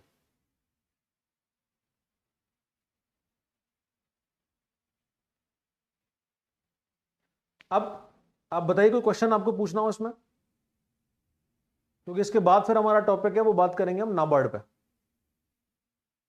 तो अभी यहां तक कुछ पूछना है तो बताइए कमेंट्स में। अगला टॉपिक हमारा है फिर नाबार्ड।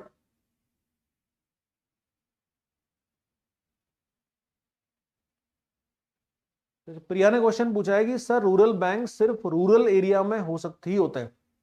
पहले जो था ना, जब तक ये प्रॉफिटेबल नहीं है, बेसिकली 2013 से ये प्रोसेस ज्यादा स्टार्ट हुई। तो 2013 से जो इनका कंसोलिडेशन या एमलगेमेशन शुरू हुआ, यानी आपस में मिलना शुरू हुआ, तो उसके बाद RRBs को ये अथॉरिटी मिली कि वो रूरल में ही नहीं बल्कि अर्बन एरिया में जाकर के भी अपनी ब्रांच स्टार्ट कर सकते हैं। लेकिन लोन किसको देंगे, केवल प्रायोरिटी सेक्टर को, ये उसमें कंडीशन होगी।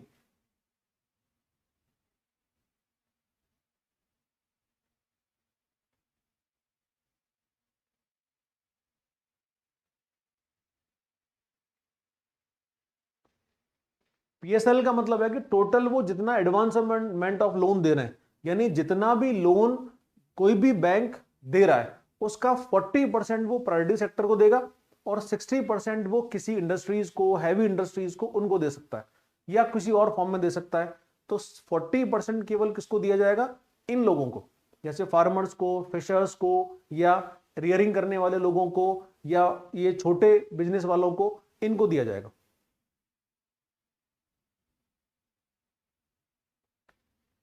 51% की शेयर होल्डिंग। देखिए हमने पढ़ा था कि टोटल RRBs की जो शेयर होल्डिंग है वो अभी ये 100% है। ठीक है, 100% में से 50% तो किसके पास है, वो यूनियन गवर्नमेंट या सेंट्रल गवर्नमेंट के पास है। सेकंड हाईएस्ट है 35%, वो जो भी इसका स्पॉन्सर बैंक होगा, जो कि कमर्शियल बैंक होगा, उसके पास होगी। प्लस 15% जो होगी वो स्टेट गवर्नमेंट के पास होगी। ये रखा। और ये आप जानते होंगे कि जिसके पास 51% की शेयरिंग होती है, तो किसी भी ऑर्गेनाइजेशन में, किसी भी कंपनी में जिसके पास मिनिमम 51% की शेयरिंग है वही उसका ओनर है।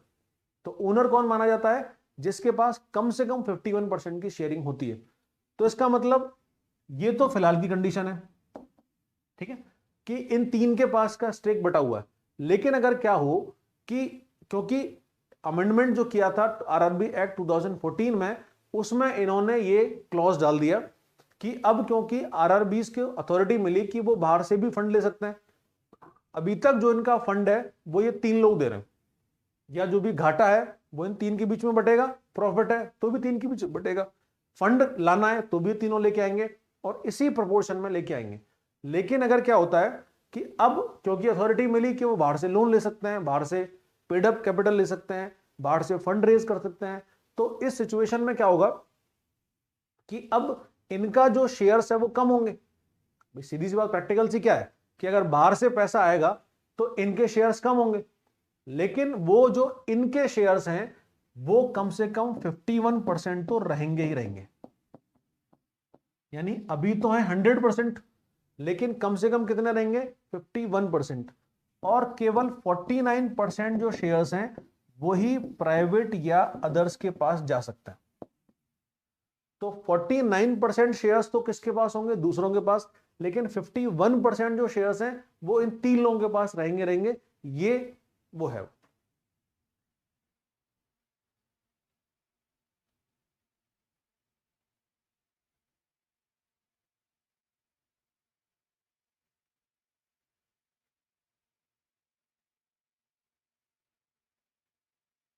हाँ जी, आरआरबीज की फंक्शनिंग में स्पॉन्सर बैंक तो करेंगे। क्यों करेंगे, क्योंकि स्पॉन्सर बैंक भी तो घाटा नहीं सहेगा ना।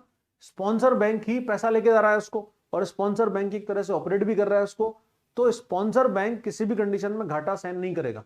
तो अगर एनपीएस बढ़ रहे हैं, यानी अगर आरआरबी के पास एनपीएस बढ़ रहे हैं, नॉन परफॉर्मिंग असेट्स, या जो लोन दिए गए उनकी वसूली नहीं हो रही है, तो स्पॉन्सर बैंक डेफिनेटली इंटरफेयर करेगा, वो उसको राइट होगा।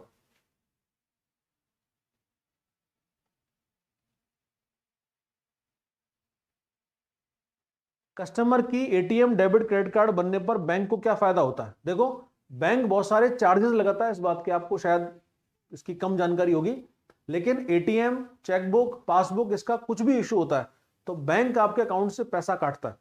तो बैंक अकाउंट से पैसा भी काटता है, उसके बाद जब वो यूज होते हैं, जैसे मान लीजिए एटीएम में कर रखा है कि एक बार में अर्बन एरियाज में जो है वो कई जगह पर 3 बार है, कई जगह पर 5 बार है, तो मैक्सिमम इतनी बार आप उसको यूज कर सकते हो।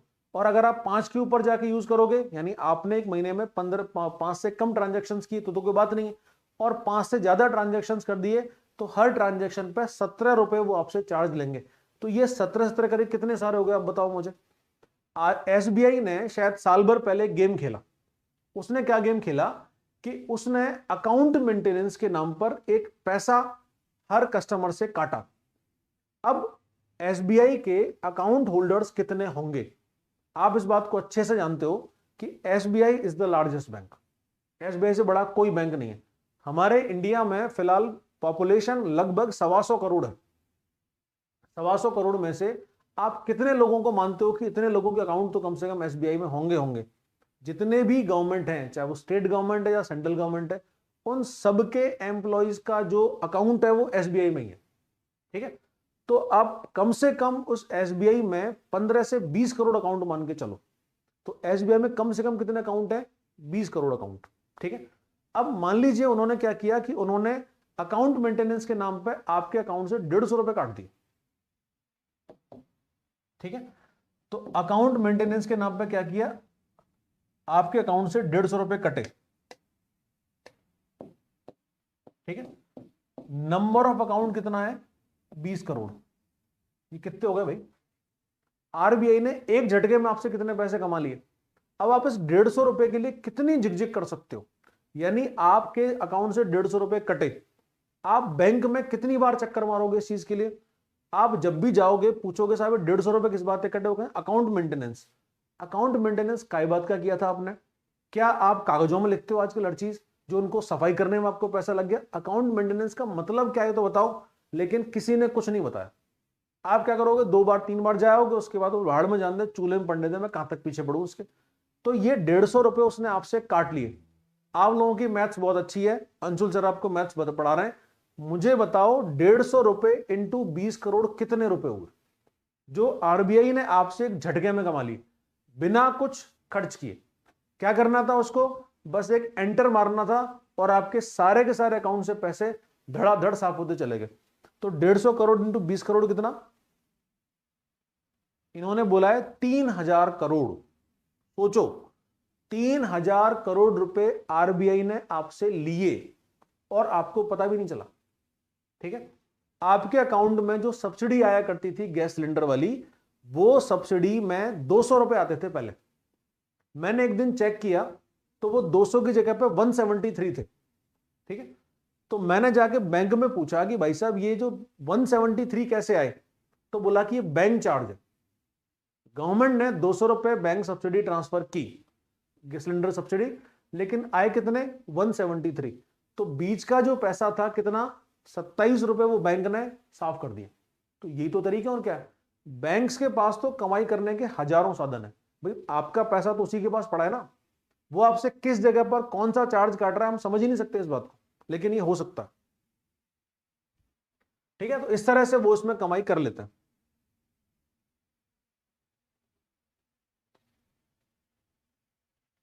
तो अब हमारा नेक्स्ट टॉपिक है नाबार्ड। ठीक है, तो कुछ मैंने कमेंट्स देखे थे, उसमें लोगों ने बोला था कि मिसिंग नाबार्ड, वो नाबार्ड की उनको याद आ रही है, तो इसीलिए फिर मैंने इसको पहले लिया। तो आरआरबीज और नाबार्ड का टॉपिक लेने के पीछे जो रीजन था, वो आपके जो कमेंट्स थे वो था कि आपने बोला था कि आरआरबी पढ़ना है, नाबार्ड पढ़ना है, तो इसीलिए फिर इस टॉपिक को हमने पहले लिया था। तो ये नाबार्ड है क्या, नाबार्ड कब बना, नाबार्ड क्यों बना, ये सारी बातें इसमें। तो नाबार्ड बेसिकली बना तो कब, 12 जुलाई 1982 को, लेकिन क्यों बना, उसके पीछे रीजन था शिवरमन कमेटी। तो शिवरमन कमेटी ने रिकमेंडेशंस दी कि इन आरआरबीज को कंट्रोल करने के लिए, और एक और सेक्टर था जिसको कंट्रोल करना जरूरी था, वो था कोऑपरेटिव बैंक्स। कोऑपरेटिव जो सब्जेक्ट है वो है किसका, कोऑपरेटिव सब्जेक्ट है बेसिकली स्टेट्स का। अब जैसे आरआरबी के अलावा नाबार्ड के अंडर में ये जो दूसरा स्ट्रक्चर है वो कौन सा है, कोऑपरेटिव बैंक। तो नाबार्ड को बनाया गया रेगुलेटिंग अथॉरिटी।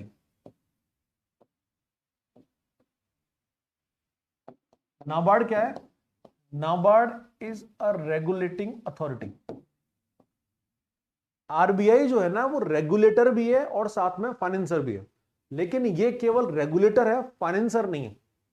तो आरआरबीज का फाइनेंसर तो कौन है, वो तो आरबीआई है, लेकिन आरआरबीज का रेगुलेटर कौन है, वो ये नाबार्ड है। ठीक है, तो ये रेगुलेट किस किस को करता है, ये नाबार्ड जो है वो रेगुलेटिंग अथॉरिटी दो का है, एक तो है सारे के सारे आरआरबीज का, यानी जैसे अभी हमने पढ़ा कि टोटल 43 आरआरबीज हैं, ये 43 आरआरबीज फिलहाल आरबीआई की अगर आप साइट पे जाओगे तो वहां उन नंबर ऑफ बैंक्स लिखा हुआ है, तो नंबर ऑफ बैंक्स आज जो मैंने देखा वो 43 था। ठीक है, तो फिलहाल जितने भी ये 43 बैंक्स हैं उनका रेगुलेशन कौन करेगा, नाबार्ड करेगा।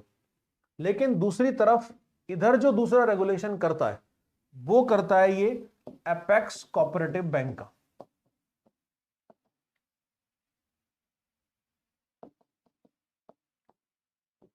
तो नाबार्ड एक साथ दो बैंकिंग स्ट्रक्चर का रेगुलेटर है, एक तो किसका, आरआरबीज का, और दूसरा किसका है, अपेक्स कोऑपरेटिव बैंक का। इस अपेक्स कोऑपरेटिव बैंक को हम लोग बोलते हैं स्टेट कोऑपरेटिव बैंक। अब ये जो बैंक्स हैं, अपेक्स कोऑपरेटिव बैंक या स्टेट कोऑपरेटिव बैंक, ये हर स्टेट में एक होती है। देखिए कोऑपरेटिव जो सब्जेक्ट है ना, बैंकिंग जो सब्जेक्ट है वो तो यूनियन लिस्ट का है, और कोऑपरेटिव जो सब्जेक्ट है वो स्टेट लिस्ट का है। यानी इसका मतलब क्या कि बैंकिंग का रेगुलेशन या बैंकिंग के लिए कोई भी काम करना है, कोई भी नॉर्म्स बनाना है, गाइडलाइन जारी करनी है, वो यूनियन गवर्नमेंट करेगा। ठीक है, लेकिन कोऑपरेटिव जो सब्जेक्ट है ना वो बेसिकली है किसका, वो स्टेट गवर्नमेंट का है। तो राज्य सरकारों को अधिकार दिया गया है कि वो कोऑपरेटिव पर लॉ बनाए, लेकिन क्या किया कि इस कोऑपरेटिव को रेगुलेट करने के लिए किसको दे दिया, नाबार्ड को दे दिया। अब स्टेट में जितने भी कोऑपरेटिव बैंक होते हैं उन सबका हेड कौन है, अपेक्स कोऑपरेटिव बैंक या स्टेट कोऑपरेटिव बैंक। ठीक है, इस स्टेट कोऑपरेटिव बैंक के नीचे तो सबसे ऊपर तो कौन है, ये अपेक्स बैंक है। उसके बाद दूसरा जो नंबर होता है वो होता है डिस्ट्रिक्ट या सेंट्रल कोऑपरेटिव बैंक,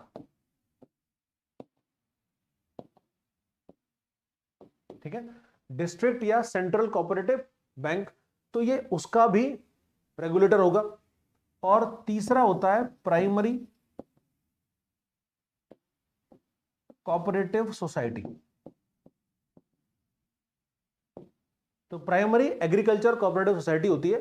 तो ये पीसीएबी जो है, एसी है जो, इसको भी रेगुलेट करता है ये नाबार्ड। तो ये प्राइमरी जो होगा ना, ये बेसिकली विलेज लेवल पे है, गांव के लेवल पे। डिस्ट्रिक्ट या सेंट्रल वाला ये डिस्ट्रिक्ट के लेवल पे है, और अपेक्स स्टेट लेवल पे है। तो इन दोनों का ही, यानी आरआरबी का और कोऑपरेटिव बैंक का, दोनों का रेगुलेटर कौन है? दोनों का रेगुलेटर है ये नाबार्ड, ठीक है। तो इस नाबार्ड को इन दोनों को रेगुलेट करने के लिए बनाया गया। किस किस को? आरआरबीज को और ये कोऑपरेटिव बैंक्स को। तो ये नाबार्ड जो बना, यानी national bank for agriculture and rural development, ये किस कमेटी की रिकमेंडेशन पे बना? कमेटी का नाम है शिव रमन समिति।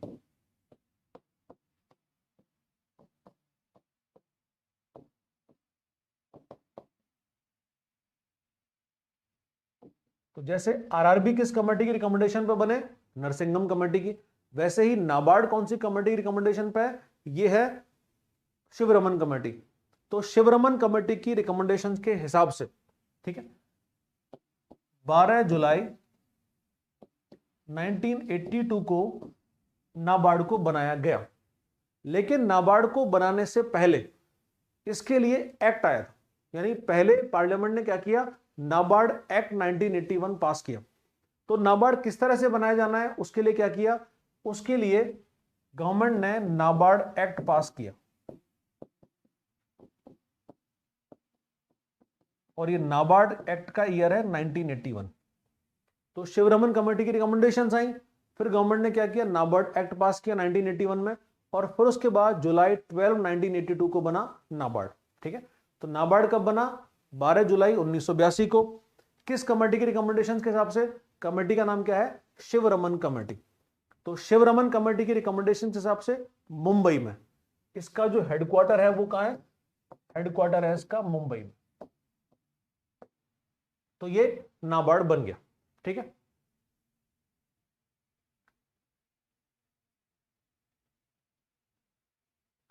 अब इसके जो चेयरमैन है, ठीक है, तो उसके चेयरमैन या एमडी, उनका नाम है गोविंद राजुला चिंताला। तो फिलहाल इसके चेयरमैन या एमडी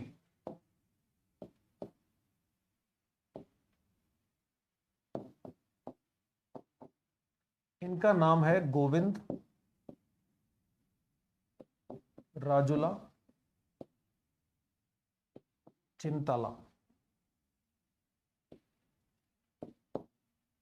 तो गोविंद राजुला चिंताला कौन है? ये इस नाबार्ड के चेयरमैन या एमडी हैं।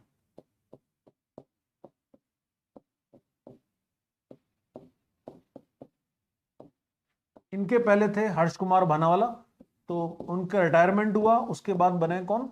राजुला कुमार चिंताला।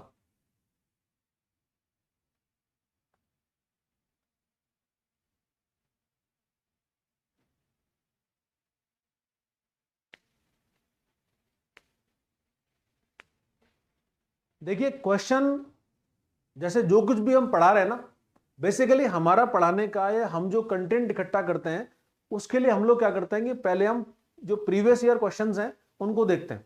तो जितने भी बैंकिंग के एग्जाम हुए, उन सारे एग्जाम्स को मैंने देखा, उनके सारे नंबर ऑफ क्वेश्चंस देखे, किसमें से कितने क्वेश्चंस आते हैं, वो सब कुछ देखा।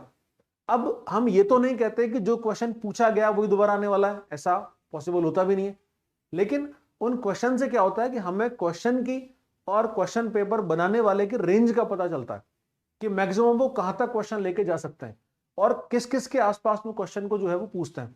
तो हमने इसी हिसाब से जो है वो सारा, हमारे चाहे मैथ्स की क्लास हो, चाहे रीजनिंग की हो, चाहे इंग्लिश की हो, चाहे जनरल अवेयरनेस की हो, इसमें हमने इसी तरह से वो सारा तैयार किया है।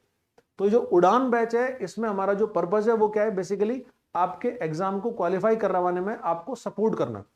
तो उसके लिए हमने पहले सारे पेपर्स देखे, उन सारे पेपर्स में से फिर क्वेश्चन सेलेक्ट किए, कि अब ये वाले क्वेश्चन इस तरह से पूछे गए थे और उसी तरह से फिर हमने इसको क्लास को तैयार किया। तो अब इसमें जहां जहां भी हम पढ़ा रहे हैं, जो भी आपके पॉइंट आ रहे हैं, टॉपिक आ रहे हैं, तो ये मैं आपको बार बार बोलता हूं कि आप उसको लिखो।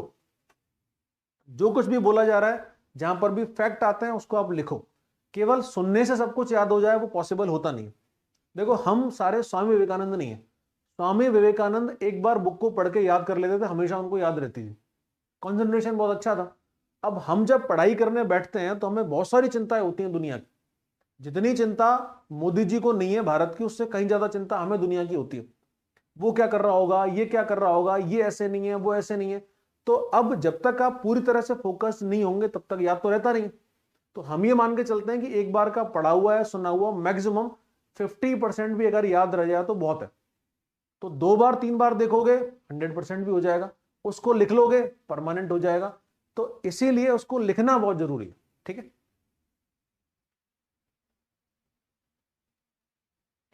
शिवरमन कमेटी की जो रिकमेंडेशंस थी उसमें यही उन्होंने बोला था कि इन दोनों के लिए यानी आरआरबीज के लिए और स्टेट कोऑपरेटिव के लिए रेगुलेटर होना जरूरी है। जैसे कि गवर्नमेंट ने मान लीजिए इंश्योरेंस के लिए रेगुलेटर बनाया, जैसे बैंकिंग के लिए रेगुलेटर बनाया, जैसे टेलीकॉम के लिए रेगुलेटर बनाया, जैसे ऑयल कंपनीज के लिए रेगुलेटर बना रखा है। तो उस तरह से एक रेगुलेटर होना बहुत जरूरी है जो इनके ऊपर बैठ के काम करे, इनको इंस्ट्रक्शंस दे। ठीक है, फाइनेंस तो आरबीआई कर ही रहा है, लेकिन रेगुलेशन बहुत जरूरी था। आरबीआई रेगुलेशन केवल कमर्शियल पर्पस वाले बैंक्स का कर सकता है। इनका क्योंकि जो पर्पस था आरआरबीज का वो वेलफेयर है। कोऑपरेटिव बैंक्स का भी जो सिस्टम है वही वेलफेयर ही है। यानी कोऑपरेटिव बैंक भी प्रॉफिट के लिए काम नहीं करते, उसका जो प्रॉफिट होता है वो सारे के सारे मेंबर्स में डिवाइड होता है कोऑपरेटिव बैंक का। तो इसीलिए दोनों के दोनों जो स्ट्रक्चर है ना, आरआरबी और कोऑपरेटिव बैंक, ये दोनों नो प्रॉफिट ऑर्गेनाइजेशन है। तो यही रीजन है जो इसमें क्या है कि आरआरबी क्योंकि प्रॉफिट के लिए काम नहीं कर रहे, कोऑपरेटिव बैंक भी नहीं काम नहीं कर रहे, तो रेगुलेशन फिर कैसे होगा, कंट्रोलिंग कैसे होगी, तो उसके लिए फिर नाबार्ड को बनाया गया था।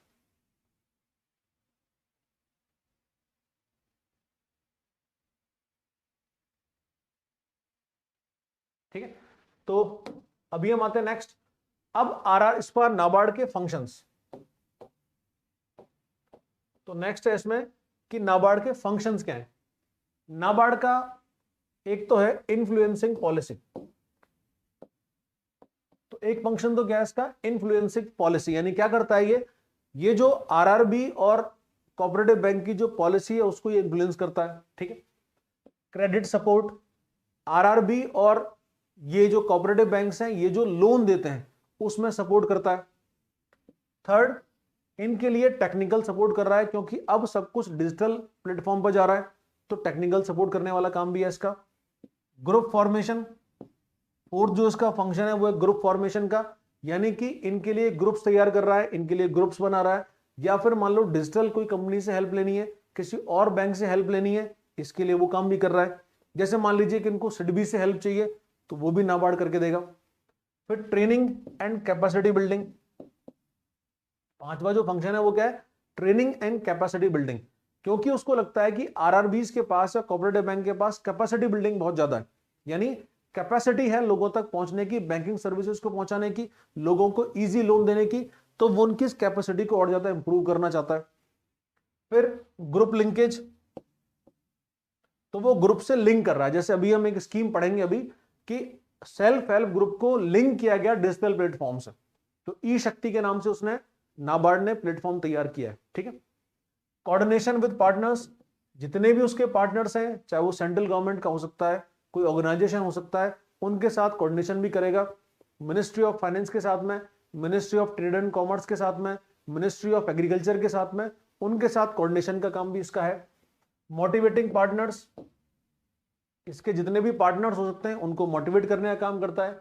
एनकरेजिंग इनोवेशंस, तो माइक्रो फाइनेंसिंग में, रूरल फाइनेंसिंग में, क्रेडिट फैसिलिटीज में जितने भी इनोवेशन हो सकते हैं उनको वो मोटिवेट करेगा। फिर इन्वॉल्विंग इंस्टीट्यूशंस, सभी इंस्टीट्यूशंस को इस रूरल फाइनेंसिंग में जोड़ना, ये इसका एक मेजर काम है। ठीक है, फिर इसके बाद हम आते हैं नेक्स्ट इसकी कुछ स्कीम्स पे। ये है नाबार्ड की स्कीम्स या योजनाएं जो अभी फिलहाल करंट में सबसे ज्यादा इंपॉर्टेंट हैं वो। पहली है इसमें डे NRLM। तो ये इसकी एग्जाम्स में पूछी हुई योजना है, DAYNRLM, यानी दीनदयाल अंत्योदय योजना, नेशनल रूरल लाइवलीहुड मिशन। तो इसका नाम है क्या? दीनदयाल अंत्योदय योजना। ये तो हो गया डे। फिर है नेशनल रूरल लाइवलीहुड मिशन, यानी राष्ट्रीय आजीविका, राष्ट्रीय ग्रामीण आजीविका अभियान।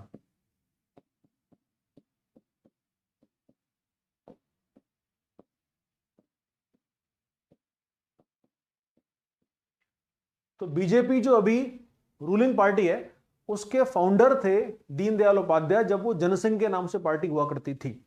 तो दीनदयाल उपाध्याय के नाम पर ये योजना सेंट्रल गवर्नमेंट ने शुरू की है, जिसका जो पर्पज है वो क्या है कि गांव में आजीविका के साधन या लाइवलीहुड के जो मीन्स हैं उनको पहुंचाना है, उनको उपलब्ध करवाना है। ठीक है, तो ये वाला काम कौन कर रहा है? ये वाला काम नाबार्ड एक नोडल एजेंसी की तरह से कर रहा है।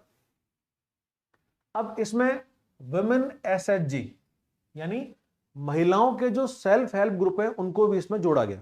ठीक है, फिर दूसरा वीवर्स पैकेज, यानी जितने भी बुनकर हैं। तो क्योंकि इसका जो फंक्शन है वो किसमें? इसके फंक्शन में गांव में रूरल फाइनेंसिंग का है, तो जो वीवर्स हैं यानी जो कपड़े बुनने वाले या धागे बनाने वाले या रेशम का या ऊन का काम करने वाले, उनके लिए इसने पैकेज शुरू किए। ठीक है, अब कई तरह के पैकेज हैं, जैसे revival, reform and restructuring package, RRR के नाम से है। Institutional credit component of integrated handlooms development schemes IHDS as concessional credit and comprehensive handlooms development scheme CHDS। तो ये तीन अलग अलग स्कीम किसके लिए? बुनकरों के लिए या वीवर्स के लिए।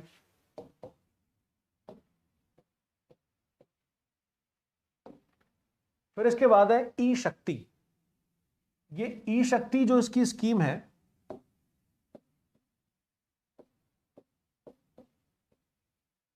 ये ई शक्ति स्कीम, ये वही जो अभी मैंने बात करी थी SHG यानी सेल्फ हेल्प ग्रुप के बारे में। तो सेल्फ हेल्प ग्रुप को लिंक किया गया है किससे? ई शक्ति नाम के डिजिटल प्लेटफॉर्म से। तो सेल्फ हेल्प ग्रुप जो कुछ भी प्रोड्यूस करते हैं, जो भी मैन्युफैक्चर करते हैं, उसको प्रमोटर्स तक पहुंचाना, एक्सपोर्टिंग करना या उसकी जो है वो मार्केट तक पहुंचाना, ये काम नाबार्ड करता है। तो नाबार्ड क्या कर रहा है कि ई शक्ति के थ्रू जितने भी विमेन सेल्फ हेल्प ग्रुप है उनके प्रोडक्ट्स को वो लॉन्च करता है, उनके प्रोडक्ट्स को मार्केट तक पहुंचाता है। ठीक है, तो ये इसका एक पोर्टल है। तो ये यहां पर हमारा जो आज का मैटर है वो खत्म हुआ। ठीक है, तो आज जो हमने पढ़ा RRB के बारे में, नाबार्ड के बारे में, इसके रिलेटेड और भी आपके पास क्वेश्चन है तो वो आप पूछ सकते हैं।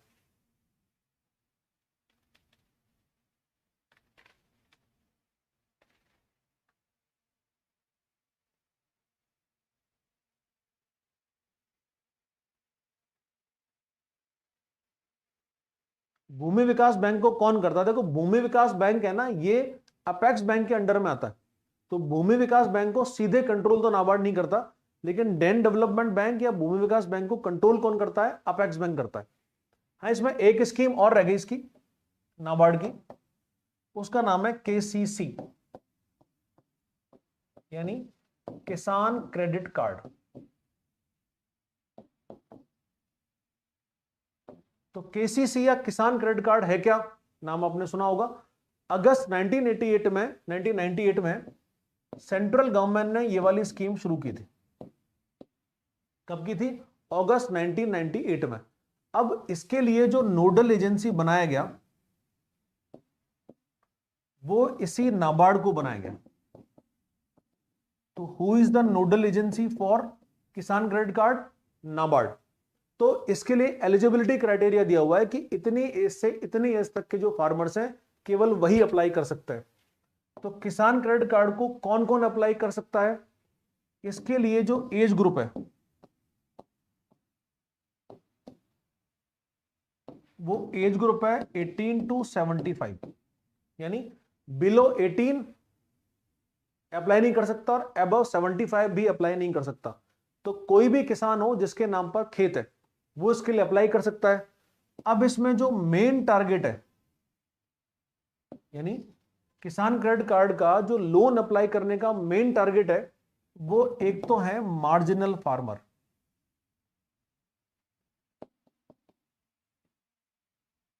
यानी सीमांत किसान। तो एक तो लोन किसको देना है, सीमांत किसान या मार्जिनल फार्मर्स को।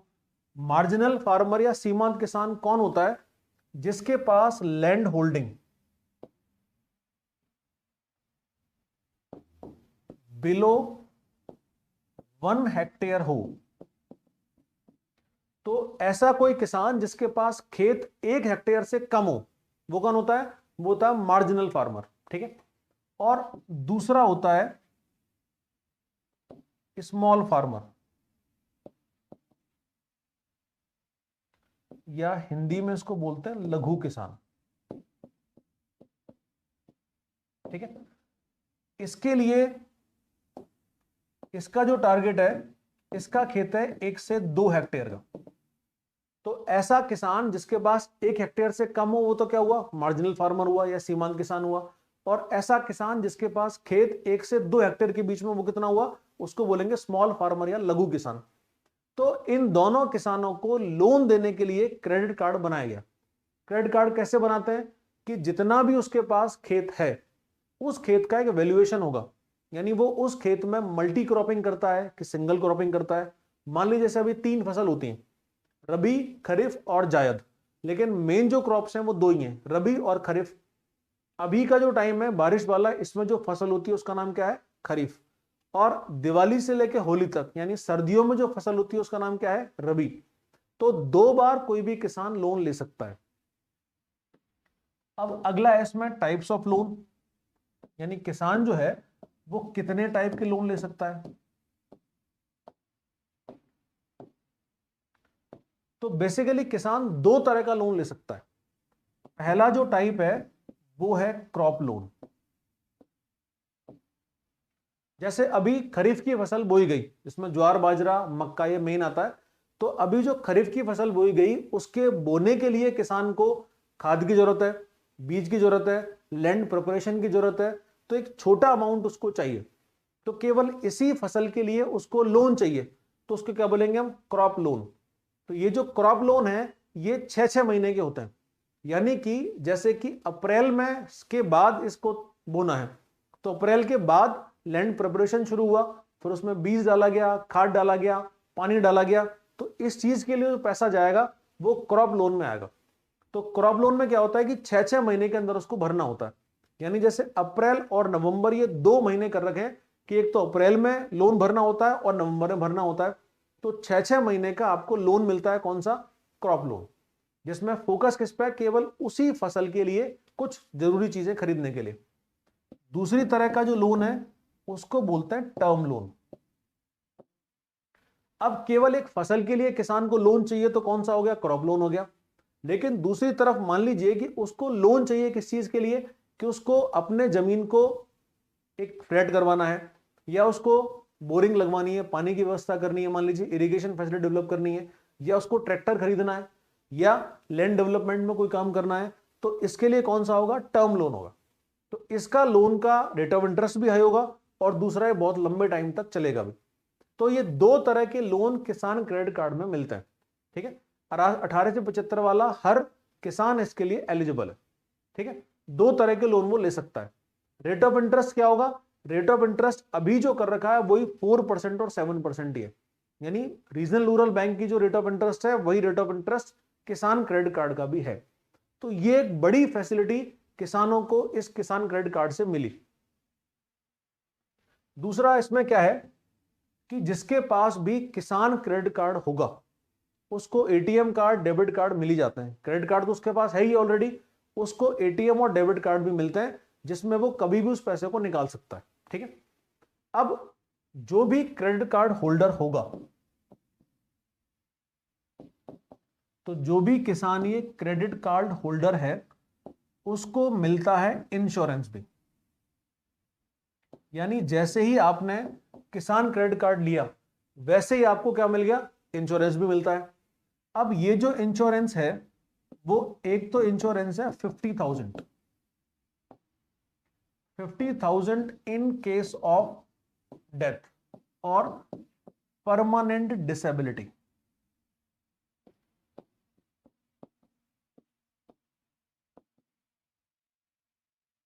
यानी इसका मतलब क्या कि जिस भी फार्मर ने किसान क्रेडिट कार्ड बनवाया, क्रेडिट कार्ड के बनते ही उसको 50,000 का इंश्योरेंस अपने आप ही हो गया।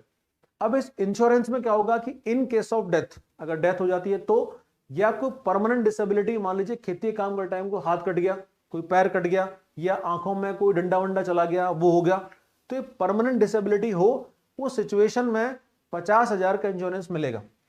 दूसरी चीज, दूसरा जो लोन है इसमें, दूसरा जो इंश्योरेंस है वो है 25,000 का।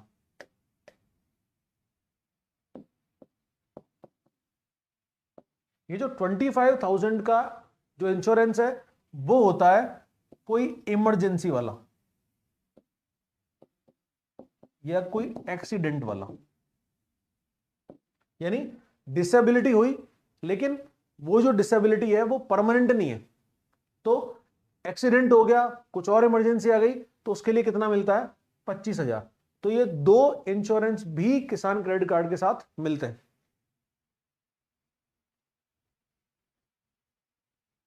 एक चीज और, किसान क्रेडिट कार्ड को जो शुरू किया गया था उसको शुरू किया गया है ये एनवी रमन्ना कमेटी, तो इसके लिए सॉरी आरवी गुप्ता कमेटी बनी।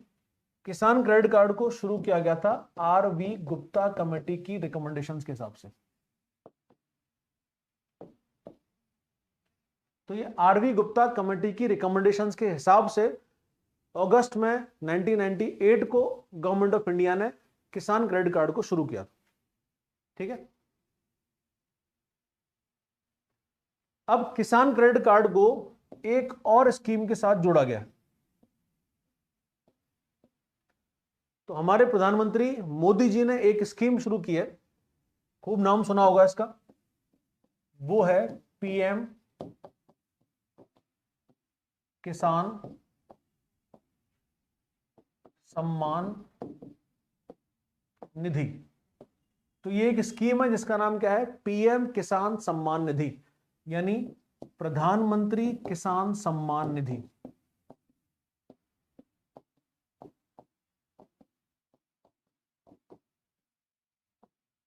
तो ये जो प्रधानमंत्री किसान सम्मान निधि है, इसमें क्या किया है, इसमें क्रेडिट कार्ड को इससे जोड़ दिया गया, तो केसीसी को इससे कर दिया गया है अटैच। ठीक है, तो फिलहाल इस किसान सम्मान निधि से केसीसी अटैच है, तो जिसके पास भी केसीसी है उसके पास ये किसान सम्मान निधि का पैसा अपने आप ही आ रहा है। अब इसमें वो क्या कर रहे हैं कि इसमें मोदी जी दो किसानों को, जिनके बारे में हमने पढ़ा, एक तो मार्जिनल और स्मॉल फार्मर्स को,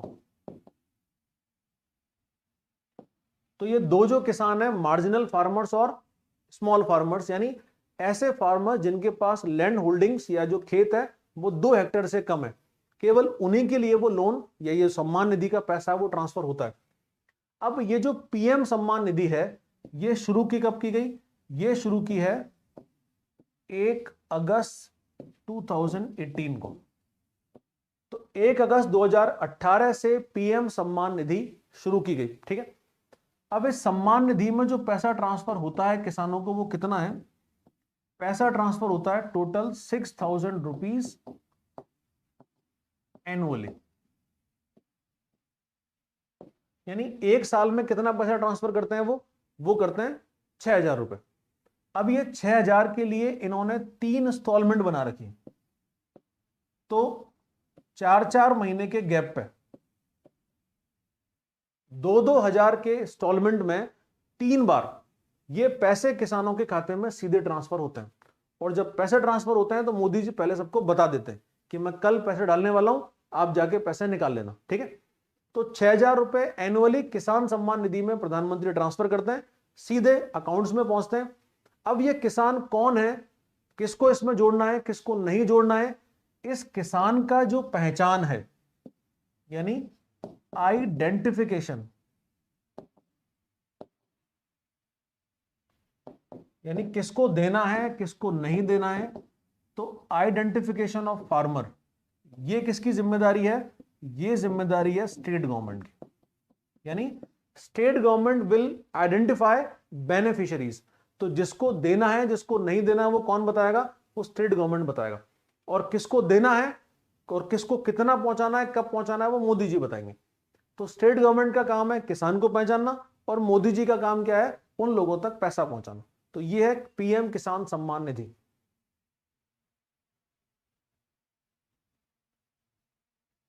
हाँ जी, अब आ रहे हैं आपके कमेंट्स पे, बताइए। तो हैप्पी मीना, बहुत बहुत बधाई हो आपको for qualifying in IBPS PO pre, first time and first attempt, very good.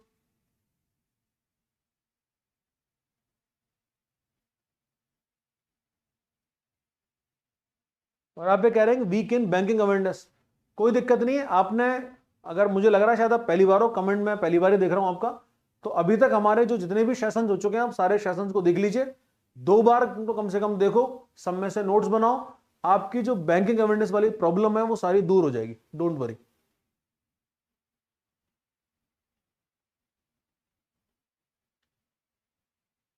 हाँ, कमर्शियल बैंक्स में शेयर इशू करने का राइट, कमर्शियल बैंक को शेयर मार्केट में शेयर इशू करने का राइट है, वो कर सकता है।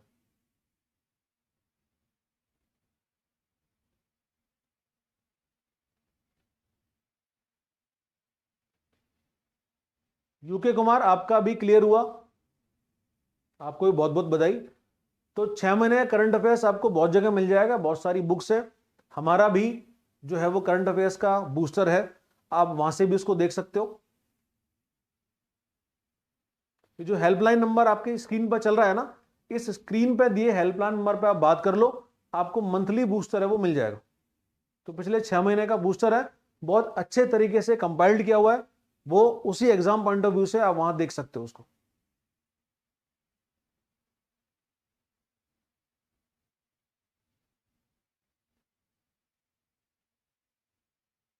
ठीक है, बहुत बढ़िया, सारी क्लास ले ली है तो अच्छी बात है।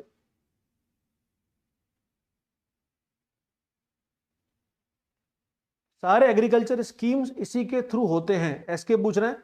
देखिए, एग्रीकल्चर स्कीम्स अलग अलग हो सकती हैं, एग्रीकल्चर स्कीम्स के स्पॉन्सर अलग अलग हो सकते हैं, एग्रीकल्चर स्कीम को शुरू करने वाले कोई भी हो सकता है। एग्रीकल्चर बेसिकली फिलहाल तो